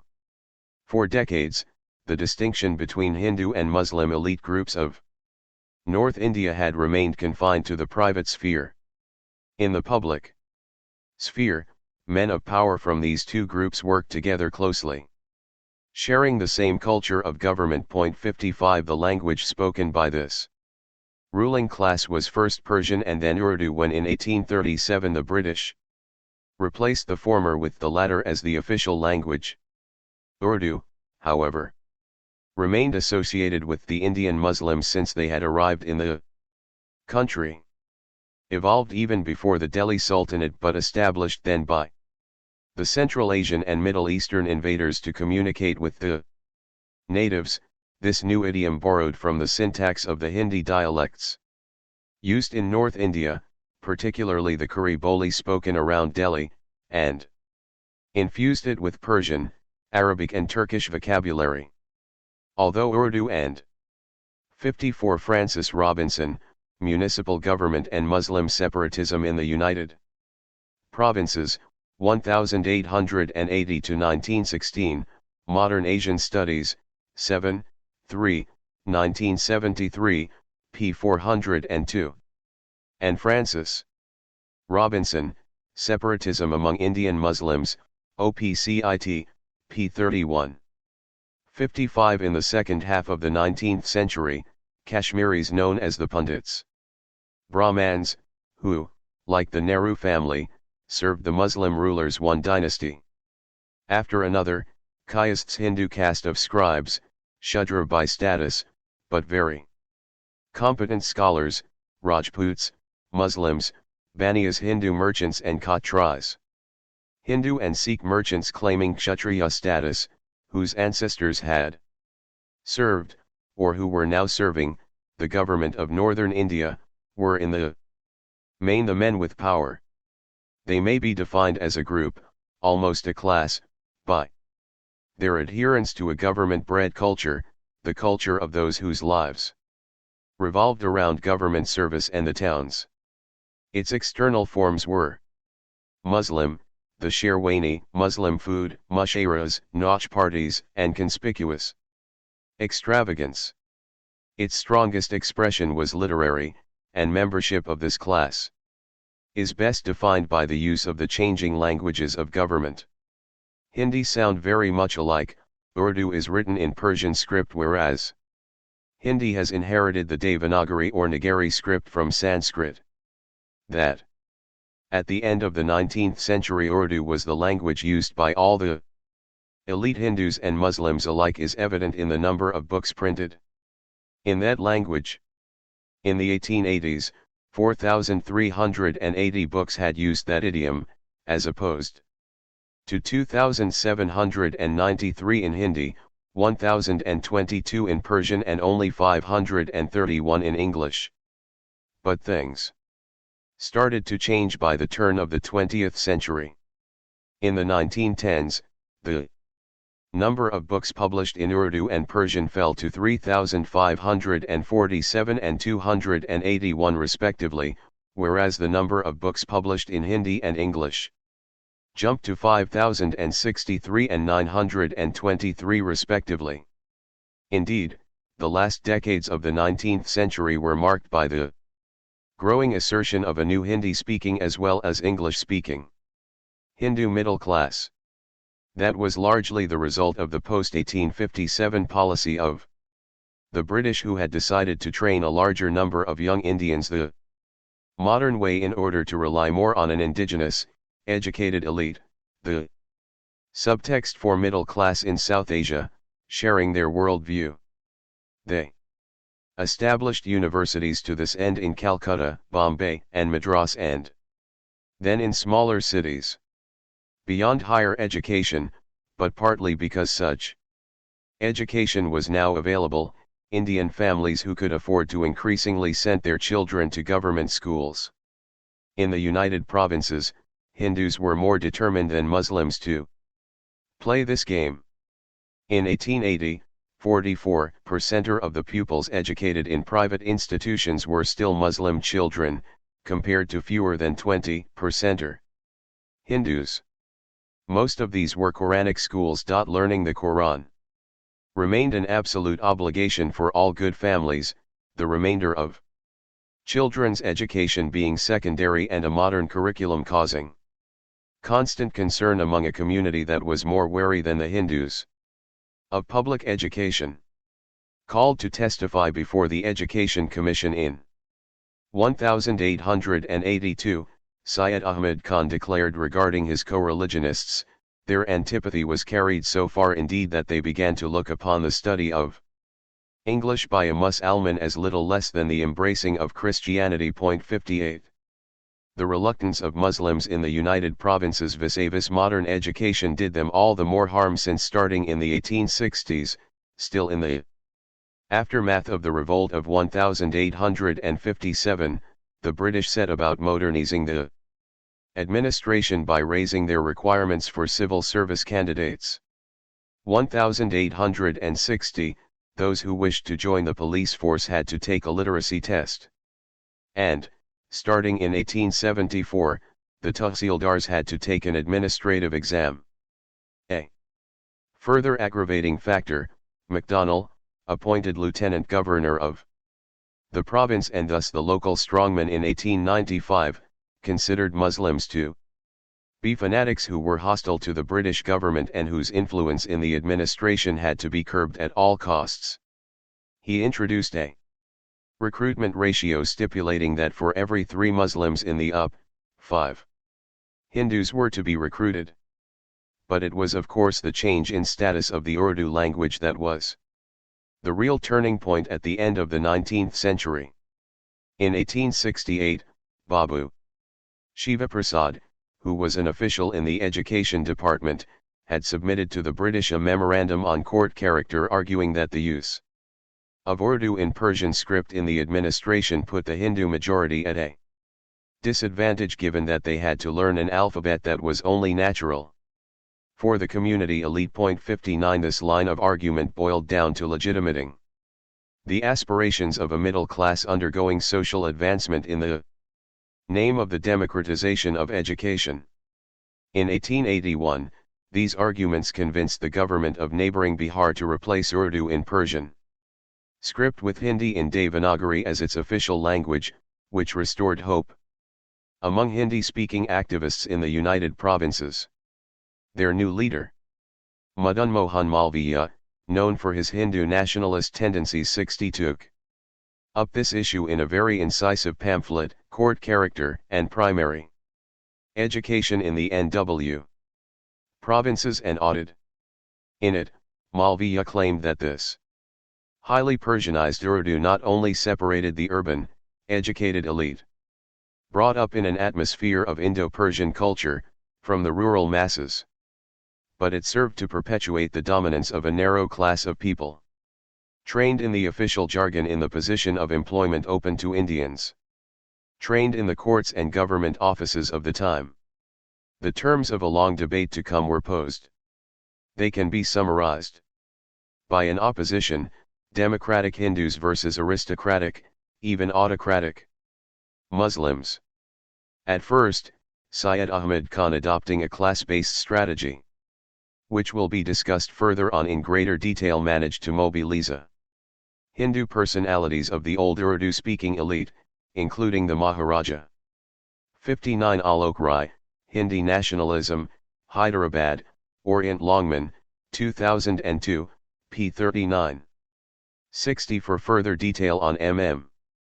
Malviya, see Christophe Jaffrelot, India's Silent Revolution. The Rise of the Lower Castes in North Indian Politics, London, Hurst of Benares, within a United Indian Patriotic Association, against the replacement of Urdu in Persian script. But gradually the religious divide won out over linguistic ties that were slackening faster than ever, to such an extent that the above-mentioned association was replaced in 1893 by The Mohammedan Anglo-Oriental Defense Association of Upper India. This initiative did not prevent MacDonald from granting a request from Hindi-speaking activists to recognize Hindi in Devanagari on an equal footing with Urdu in Persian script as the language of the administration in 1899.62. This measure hastened the rise of a new Hindu elite to the Muslims' detriment, while the latter were already losing civil service positions. 63 While Hindus and Muslims represented respectively 24.1% and 63.9% of the clerks in the subordinate executive and judicial services in the United Provinces in 1857, the share of the former rose to 50.3% in 1886 to 87 and 60% in 1913, while that of the latter fell to 45.1 and 34.7% over the same period. Alongside the challenges to their status in the administration and to what had become their language, the Muslim elite in the United Provinces were the first victims of the, still very tentative, democratization of politics intended by the British. This process, related to the efforts of a government seriously in debt to transfer over to local government bodies certain functions that had become too costly, was first deployed at the municipal level. 65 The famous Local Self-Government Act of 1882 thus placed the administration of education, public works, and health care into the hands of the largest towns and the district boards, which operated at just above the municipal level. Democratization occurred at the expense of the Muslim elites for two reasons. First, their community was almost everywhere in a minority. 62 Concretely, that meant that a citizen could henceforth petition the civil service in either language, implying that officials also had a command of both languages. Hindus who could speak and write Urdu were far more numerous than the Muslims who had a command of Devanagari. On this point, see Tariq Rahman. Language and Politics in Pakistan, Karachi, Oxford University Press, 1998, p. 69. 63 Beyond the decline of Muslims in the administration, Urdu was beginning a slow descent into hell as the cultured written language in North India.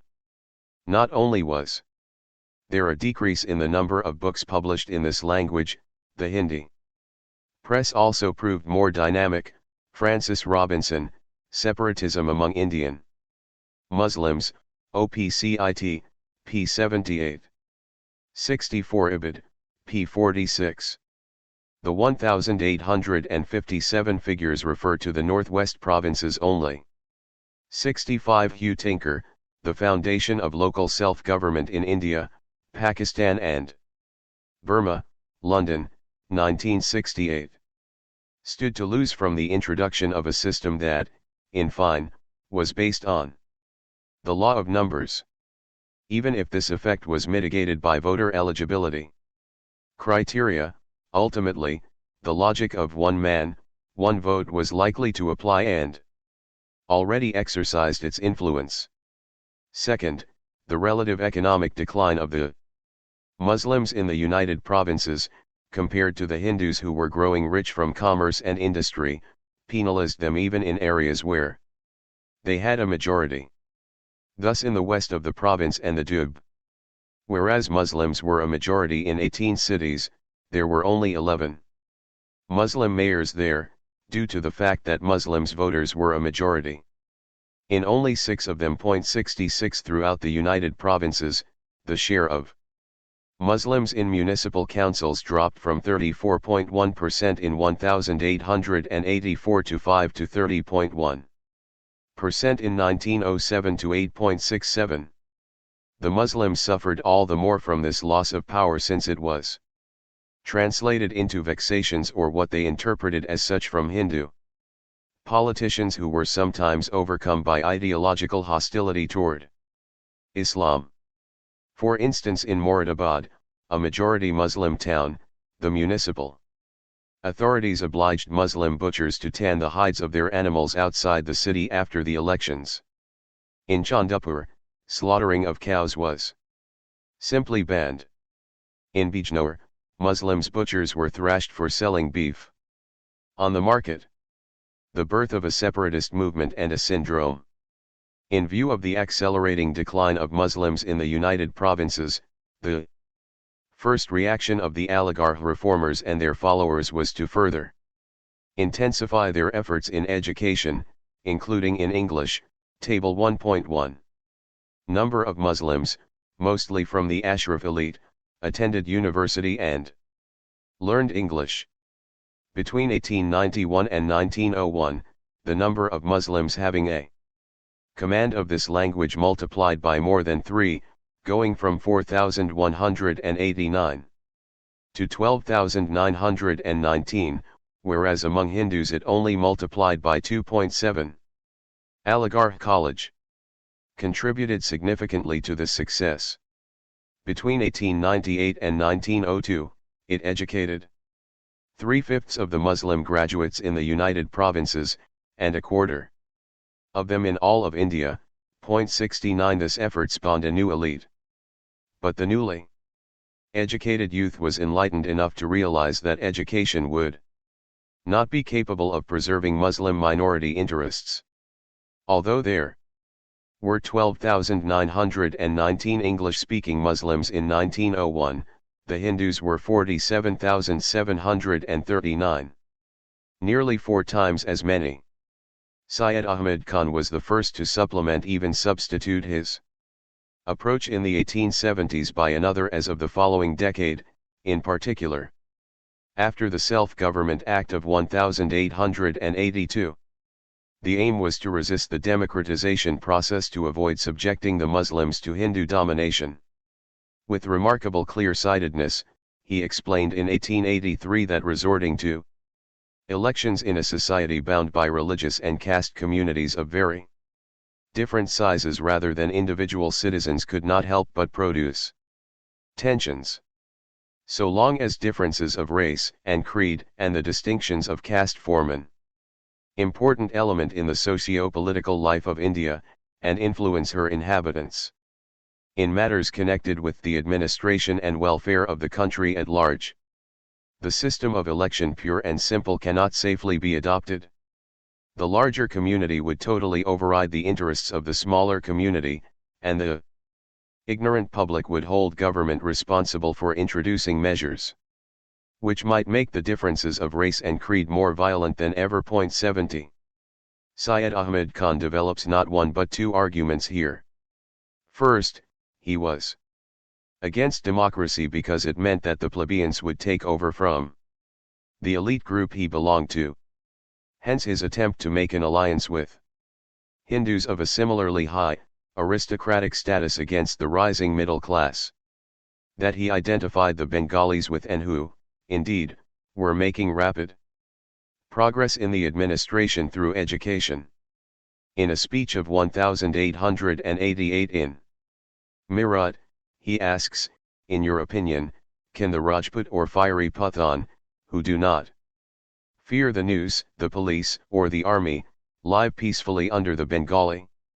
Secondly, he was against democracy because the Muslims were in a minority, or more exactly had become a minority because of the growing divide between Muslims and Hindus, differentiating the erstwhile syncretic Hindustani elite.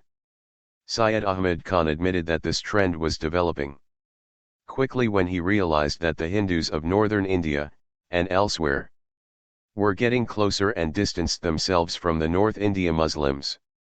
Our Hindu brothers in this country are leaving us and joining hands with the Bengalis. Sick, aren't some Bengalis Hindus too?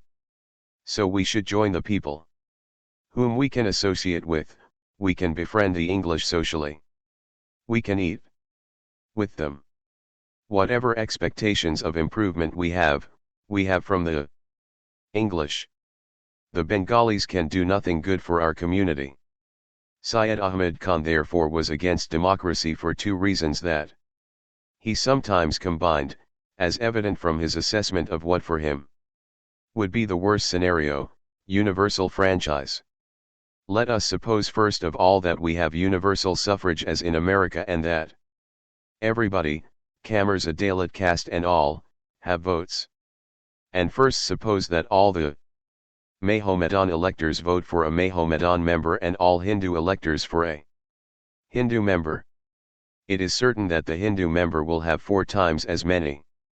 Because their population will have 4 times as many, and now how can the Mahomedan guard his interests? It would be like a game of dice in which one man had 4 dice and the other only 1. By the mid-1880s, Syed Ahmed Khan was inclined to move closer to the British because he shared a common enemy with them, the Bengali-dominated Indian National Congress. Founded in 1885, the Congress Party was the brainchild of the Hindu intelligentsia.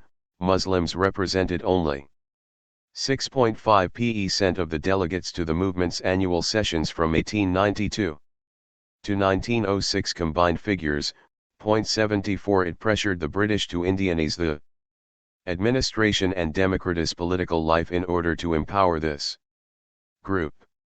In answer to the Congress's demand for democratization of the political system and greater accessibility to civil service posts for Indians, Syed Ahmed Khan retorted that the movement had created the conditions for a civil war without arms.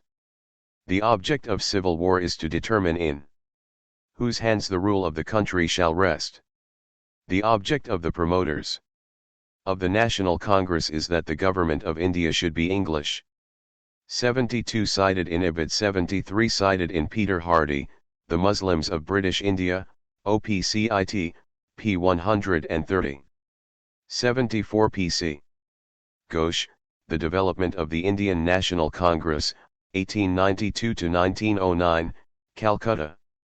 In name only, and that the internal rule of the country should be entirely in their own hands. 75 Without saying so, Syed Ahmed Khan accused the Congress of being the mouthpiece of the Hindus and chose to appeal to the British to protect the Muslims from this majority, true in this regard to the loyalist stance he had taken in 1857.76. Beyond that, he conjured up in scarcely veiled terms the risks of conflict between Hindus and Muslims that pursuing a transfer of power partly divesting the latter of their prerogatives was likely to engender. Elsewhere, he was more explicit. I consider the experiment which the Indian National Congress wishes to make is fraught with danger and suffering for all the nationalities of India, especially Muslims. The Muslims are a minority but a highly united minority. At least traditionally they are prone to take the sword in hand when the majority oppresses them. If this happens, it will bring about disasters greater than the ones which came in the wake of the happenings of 1857. Here Syed Ahmed Khan was using the threat of violence as a kind of bargaining chip to obtain special protection from the British. The Aligarh movement people, however, combined 2 other very different arguments. They first leaped into the breach opened by W.W. Hunter. In 1871, Viceroy Mayo had asked Hunter, at the time a member of the British administration in Bengal, to answer a question that had worried many British administrators since the revolt of 1857, are Mussalmans bound by their religion to rebel against the Queen?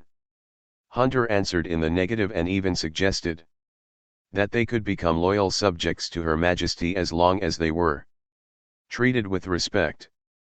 In parallel, he explained the anti-British bias of some Muslims by the fact that the modernization of the educational system, if it served Hindu interests, had penalized the Muslims, who were already poorer than the average Indian before. He thus produced a bleak portrait of Indian Muslims that owed much to Hunter's experience in Bengal but that the British would tend to take as an overall reference point. 78 The elite that graduated from Aligarh College managed to exploit this myth to attract 75 cited in Francis Robinson, Separatism Among Indian Muslims, OPCIT, p. 119. 76 He collected 40,000 signatures for a petition he presented to the House of Commons against the extension of the franchise. 77 Cited in Safdar Mahmud and Javed Zafar, founders of Pakistan, Lahore. British sympathies. Thus in 1882 the National Mohammedan Association handed Lord Ripon a memorandum describing the depressed and desperate condition of the Mohammedans in order to support a request for special treatment. In the Aligarh Muslim repertoire that was taking shape at the end of the 19th century, this argument was connected with another totally different one claiming that if the Muslims had to be protected from the Hindus, it was due to their importance. The word was often conjoined with the adjectives political, social, or historical. Spokesmen for the Muslim elite invited the British to weigh quantitative criteria against qualitative aspects that could only argue in favor of the heirs to the Mughal Empire. This rhetoric in defense of Muslims was coupled with a sort of thinly veiled threat. Not only were the Muslims superior in quality and heirs to a rich history, but they also wielded an influence that they could use against the British if necessary. In 1900, a pamphlet defending the status of Urdu thus stated: "The Hinds, including of course all classes of them, constitute the majority, but it cannot be said that the entire body of them can claim the same political and social importance of the Mohammedans, are these two classes Hindus and Muslims. Then am to be judged by their quantity and not quality, by their size, and not by their importance, by their bare numbers and not their influence." The political stance of the Muslim elite at the end of the 19th century can be explained by both socio-political interests and cultural factors. The former have been highlighted by Paul Brass and other proponents of the instrumentalist approach, according to which nationalism offers a convenient repertoire to elite groups whose domination over society is threatened by upwardly mobile others, and which therefore try to mobilize behind them their community by manipulating identity symbols, including religious and linguistic ones. The culture-oriented explanation was first spelled out by Francis Robinson and other supporters of the primordialist model. According to them, the Muslims of India were so clearly different from the Hindus in civilizational terms that they were bound to become separatists. Paul Brass, Language, Religion, and Politics in North India, Cambridge, Cambridge. To understand the dynamics of the Aligarh movement, this dichotomy has to be transcended and the two dimensions combined, as Farzana Sheikh suggests.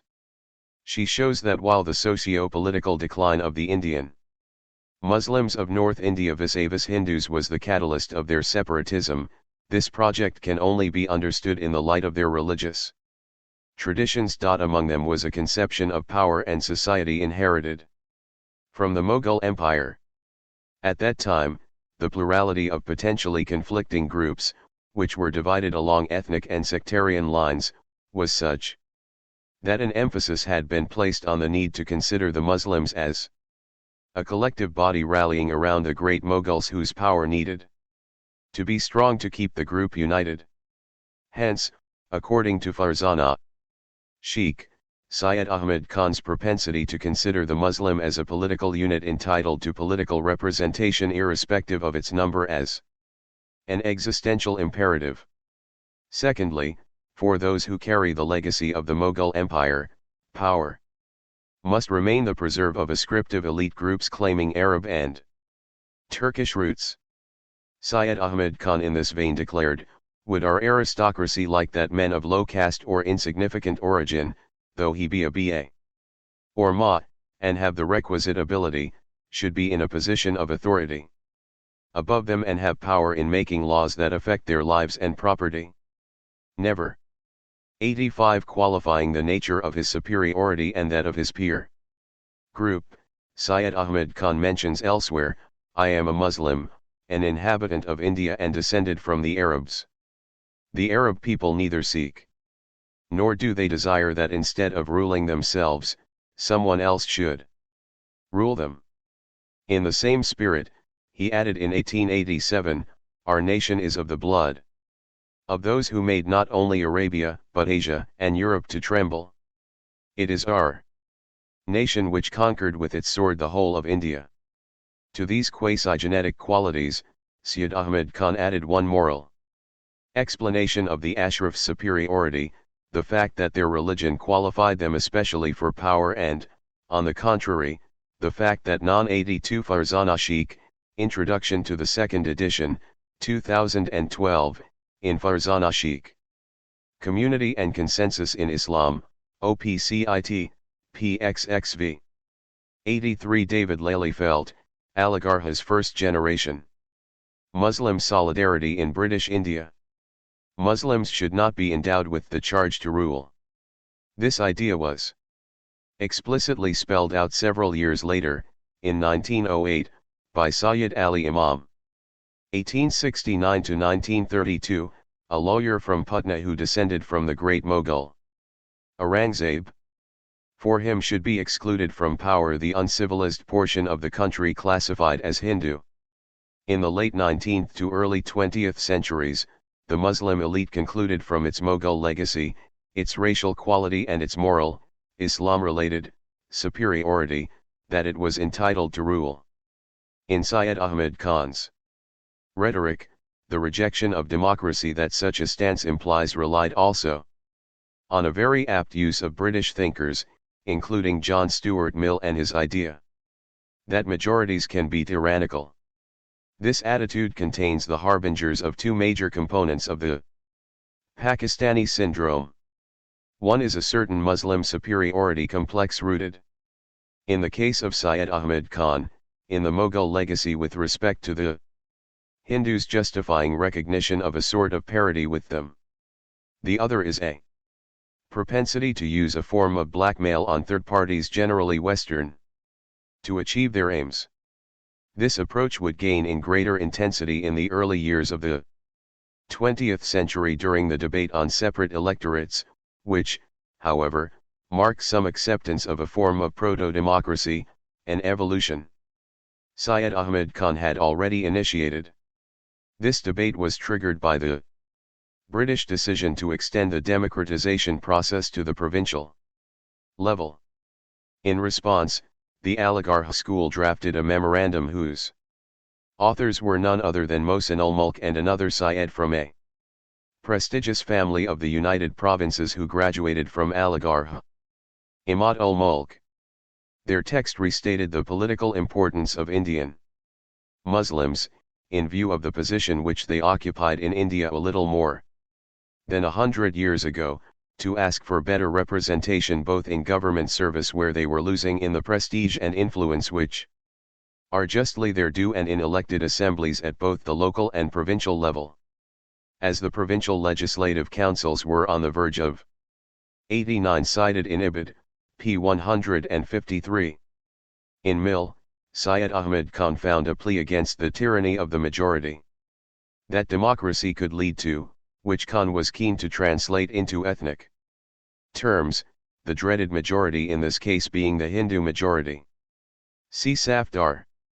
Mahmud and Javed Zafar, founders of Pakistan, Lahore, Publishers United. Acquiring new responsibilities, the memorandum focused more particularly on these to ask that Muslims be represented separately in them according to the numerical strength, social status, local influence, and special requirements of either community. In concrete terms, this demand would translate into a petition for a separate electorate when the Viceroy, Lord Minto, received a Muslim delegation dominated by Aligarh College officials 93 and notables 94 at his Himalayan summer residence in Shimla in 1906. Minto immediately pledged his support, thus galvanizing the delegation's members who in the wake of this meeting founded the Muslim League, in December 1906, to have a permanent political pressure group. The reforms conceived by Morley and Minto, promulgated in 1909, finally acceded to most of the Indian Muslim demands. They obtained a separate electorate that was generally greater than their population size, with a quota of seats in the Imperial Council of Calcutta, which was still the capital, and in provincial legislative councils. Here, the Muslims of the United Provinces were overrepresented, when the Muslims of the provinces were. They were in a majority. Bengal and Punjab were not. While the Muslims of East Bengal and Assam represented 53% of the population of their province, only 23.5% of the seats of the Legislative Council of their province were reserved for them, whereas 19% of the seats of the UP Council were reserved for Muslims, who represented only 14% of the population of the province. The system set up by the 1909 reforms was all the more favorable to Muslims as they were entitled to a second vote in order to participate along. Cited in Francis Robinson, Separatism Among Indian Muslims, OPCIT, pages 144 to 145. 93. With 11 members, the UP Muslims were largely overrepresented in the delegation, which moreover counted only 7 Punjabis and a single Bengali. It was nevertheless in Bengal, in the city of Dhaka, that on December 30, 1906, the Mohammedan Educational Conference became the Muslim League under the auspices of the Nawab of Dhaka. 94. Only 11 out of 35 members of the Simla deputation were not titled, according to Muhammad Wasim, who, therefore, records a larger number of participants. Muhammad Wasim, Politics and the State in Pakistan, OPCIT, p. 62. 95. The government in London showed more reluctance than the Viceroy to grant the Muslims of the Raj separate electorate. The Secretary of State for India, Lord Morley, in charge of reforming Indian institutions, was particularly hostile towards such a concession. But the Muslim League stepped up its lobbying effort. Remarkably, it established a British branch based in London, where hundreds of Indian Muslims would stay, some of them educated at Aligarh. 96. Francis Robinson, Separatism Among Indian Muslims, OPCIT, p. 161. With all their eligible fellow citizens, in choosing representatives of the other, so-called general constituencies.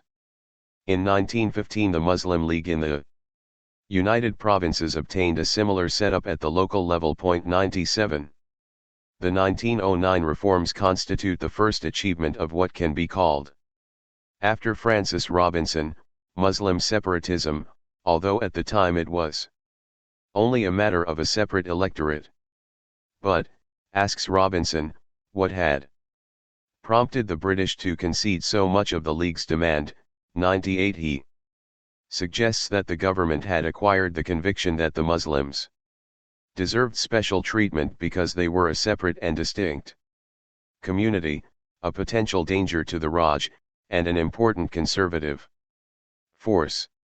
These three explanations do not take into any account the British strategy of divide and rule, which nevertheless cannot be disregarded. Given how tempting it was for the government to build the Muslims into a political force loyal to the British Crown to counterbalance the Congress, the leaders of which were often Hindu. The first of his explanations reflects the prevailing culturalism at the time, fed by colonial ethnography. It is hence plausible, even if the resonance of a Hindustani culture which brought Hindus and Muslims together should have led the British not to refy the religious communities in this way. The second explanation reflects the blackmailing power the Indian Muslims were able to exert on the British. It is corroborated by an entry in the diary of Dunlop Smith, an advisor to Minto who had received the Muslim delegation in Shimla in 1906. What I want to stop is these young Mohammedans forming small societies all over India. Once they start that game they can make us really anxious. This anxiety echoed in Minto's saying, though the Mohammedan is silent he is very strong. 101 reflects the fear of Muslims that had taken hold among the British during and after the revolt of 1857. Some such as MacDonald had concluded that they had to be brought to heel and the Hindus should thus be relied on. Others, such as Morley and Minto, had come to believe that it was better to pander to them, also driven as they were by a reverse logic of divide and rule when the Hindus got together. Behind the Congress, Robinson's third explanation acknowledges the social influence of conservative notables dominating the Muslim community that 97 Francis Robinson, Municipal Government and Muslim Separatism in the British would have been quite wrong to alienate as long as they were representatives for their authority. The British strategy nevertheless had fateful consequences in the medium and long term, as it reinforced the notion among the Muslim elite that it could continue to defend its interests without modernizing and playing by democratic rules, but by waiving the threat of agitation, and possibly violence, as blackmail and relying on its social influence. The arbiter here, who were the British, on a checkerboard on which Hindus and Muslims confronted one another in an increasingly conflictual fashion, encouraged the Muslim elite to cultivate a certain sense of entitlement, an important dimension of the future Pakistani Syndrome. Morley moreover admitted this explicitly in 1870, the Mohammedan community is entitled to a special representation on the Governor-Generals and local legislative councils commensurate with its numbers and political and historical importance. The reference to numbers here is mainly rhetorical because quantitative considerations were largely offset by the other variable mentioned. The Muslim League eventually concluded that it could play along different lines than those of democratic principles, a tendency that came naturally to it given the sociological profile of its cadres. Muslimhood as a communal ideology. The fundamentalists discussed earlier whether they were from the Ali Hadith or from Deoband viewed Islam as a universal religious community embodied by the Ummah. The reformers who started the Aligarh school, Syed Ahmed Khan being a prototype, behaved very differently in that they placed emphasis on the Muslims as a community rather than on Islam. The result was not only an ethnicization and a territorialization of religion, but also an obsession with parity with the other community, the Hindus. Territorialization and ethnicization. As mentioned above, the reform movement, particularly the Aligarh movement, first of all emanated from a declining social elite, or one threatened with decline. This elite was Muslim, but it did not suffer only from its religious identity, even if it was an important factor in the opprobrium cast. 102 quoted in Stanley Wolpert, Morley, and India 1906-1910, Berkeley and Lose. Upon it in the aftermath of the revolt of 1857. In the following decade, the official status of its language, Urdu, was also threatened. Though Islam may have been intended as universal, Urdu, on the other hand, was territorialized. It was an ethnic marker, although admittedly malleable. Its Arabic and Persian references could be emphasized to varying degrees, for instance, but it could not easily escape its grounding in North India. Those who took up its defense in the last third of the 19th century to preserve the interests of a traditional elite thus defined themselves as Muslim, but even more precisely as North Indian Muslims. Faisal Devji emphasized that Syed Ahmed Khan resisted the efforts of associates like Mahdi Ali Khan, known as Nawab Mohsin ul-Mulk, to build a countrywide Muslim organization, despite the fact that Muslim elites in cities like Bombay were eager to do so. Such territorialization and ethnicization of the Muslim identity at the time as the Aligarh movement likens the Indian Muslims to a politicized millet. A millet perceives itself as a subgroup of the Ummah, grounded in a territory. But it does not necessarily dispose of as much power as Syed Ahmed Khan wanted for his community. He had, indeed, conceived a truly political agenda aiming to make Indian Muslims the subgroup of a nation in which they were meant to exercise power. The emphasis thus shifted from the universal, Ummah, to the national and from the religious level toward the political sphere. Syed Ahmed Khan almost never mentioned Muslim solidarity across borders and disapproved of the Caliphate of Constantinople's claim to play the role of commander of the faithful throughout the world. In a famous speech made in 1883, Syed Ahmed Khan declared in the same spirit, "Just as the high-caste Hindus came and settled down in this land once, forgot where their earlier home was and considered India to be their own country, the Muslims also did exactly the same thing. They also left their climes hundreds of years ago. And they also regard this land of India as their very own." This speech, which reflects an obsession with parity with the Hindus, which will be discussed further on, should be put in perspective with Syed Ahmed Khan's tendency to emphasize the foreign, in this case Arab. Lin 103 Faisal Devji, Muslim Zion, Pakistan as a Political Idea, OPCIT, p. 54. 104 David Lelyfeld, Aligarh, His First Generation, OPCIT, p. 311. 105 cited in Vishwanath Prasad Varma, Modern Indian Political Thought, Agra. Lakshmi Narayan Agarwal, 1980, 7th edition. Eg of his family as well as most Ashraf families. 106 This is not at all contradictory. The roots of the Indian Muslim elite were certainly to be found abroad. This was one of the sources of their prestige, but the millet was Indian and defined by a sense of Muslimhood more than by an allegiance to the transnational religion that is Islam. The territorialization effect was naturally reinforced by the past legacy, particularly the history of Mughal rule.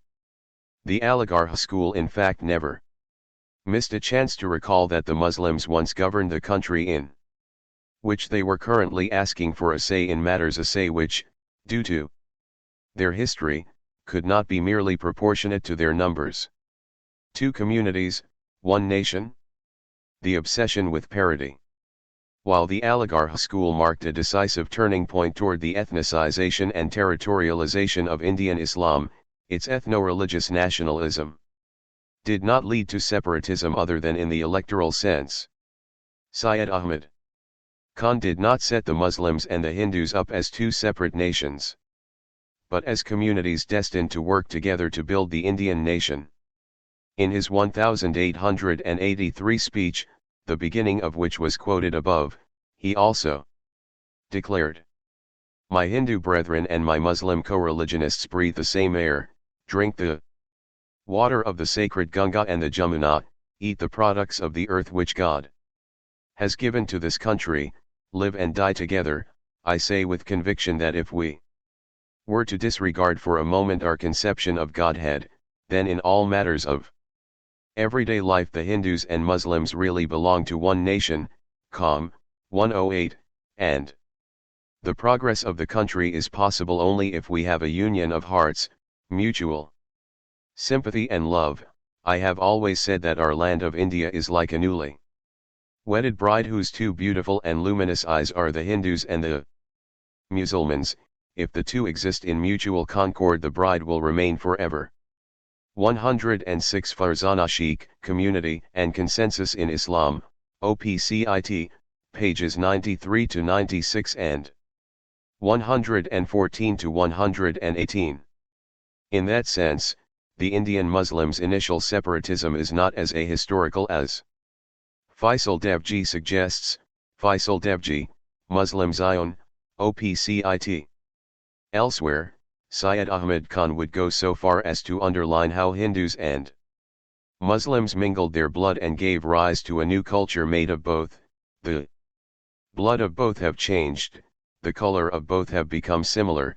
We mixed with each other so much that we produced a new language, Urdu, which was neither our language, nor theirs.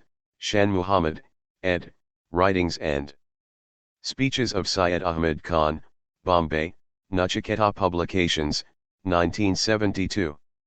Resplendent and becoming, while if they make up their mind to see in different directions the bride is bound to become squinted and even partially blind. This speech well defined the terms of the debate on the national question.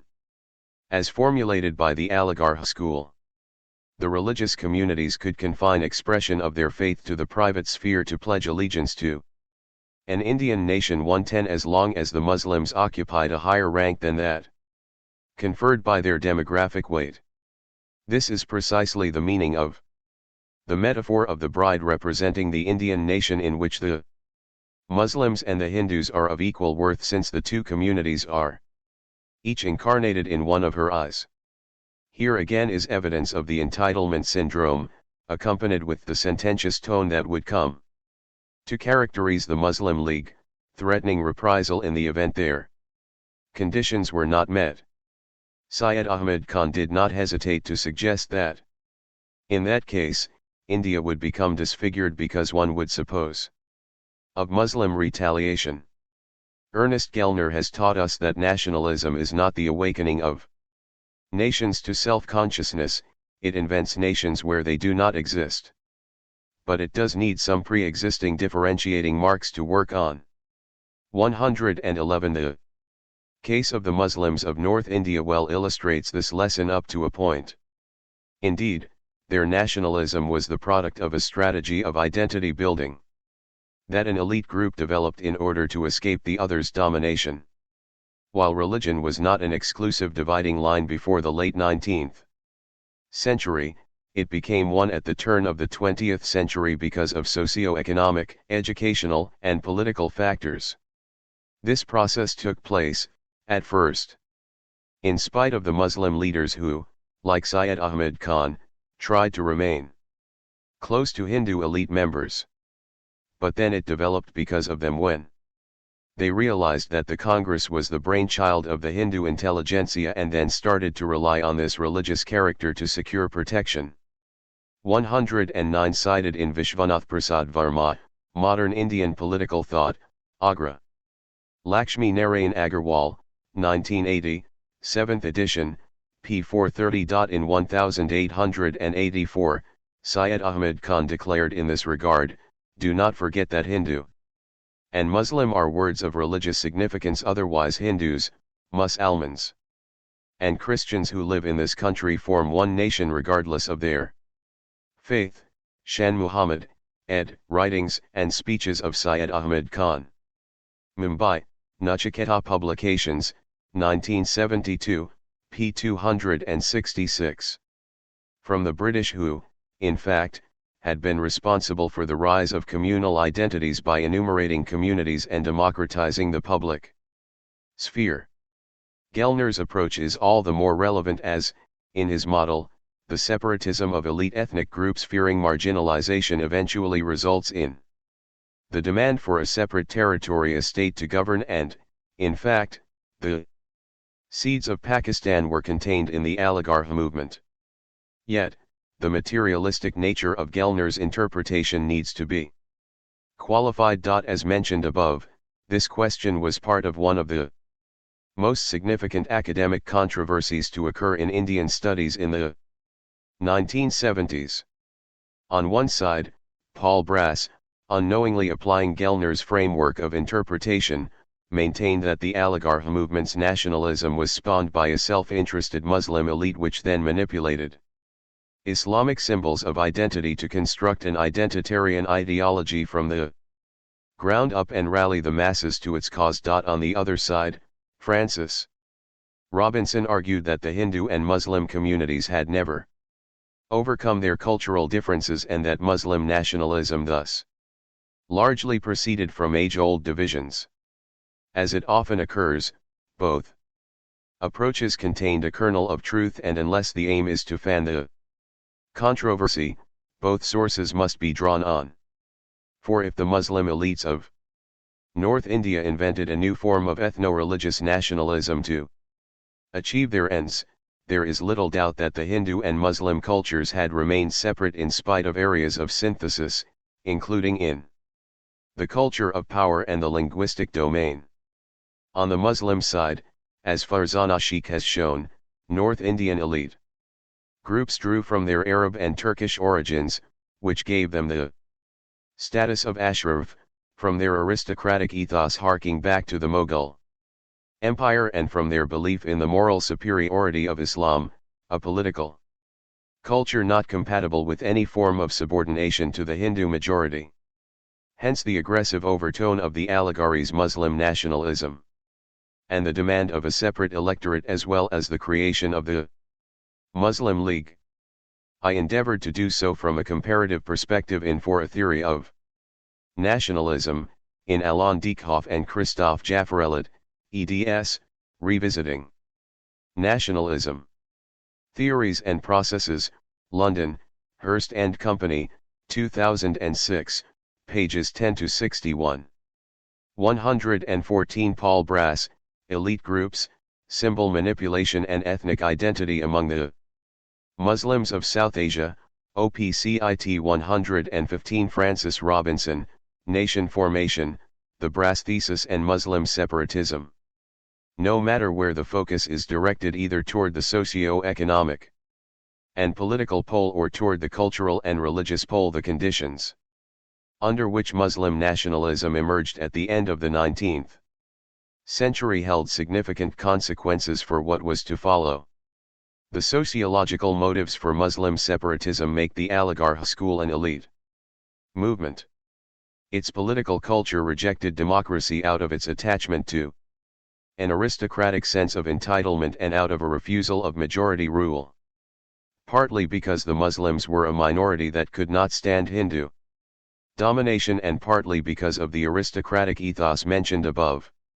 In its quest for an alternative source of legitimacy, the Muslim League constantly invoked the political, historical, and social importance of the elite it represented. The rejection of democracy thus went hand in hand with a culture of entitlement, a major component of the Pakistani Syndrome. This conservative elitism was to be a cause of instability when it clashed with popular aspirations for greater equality and freedom.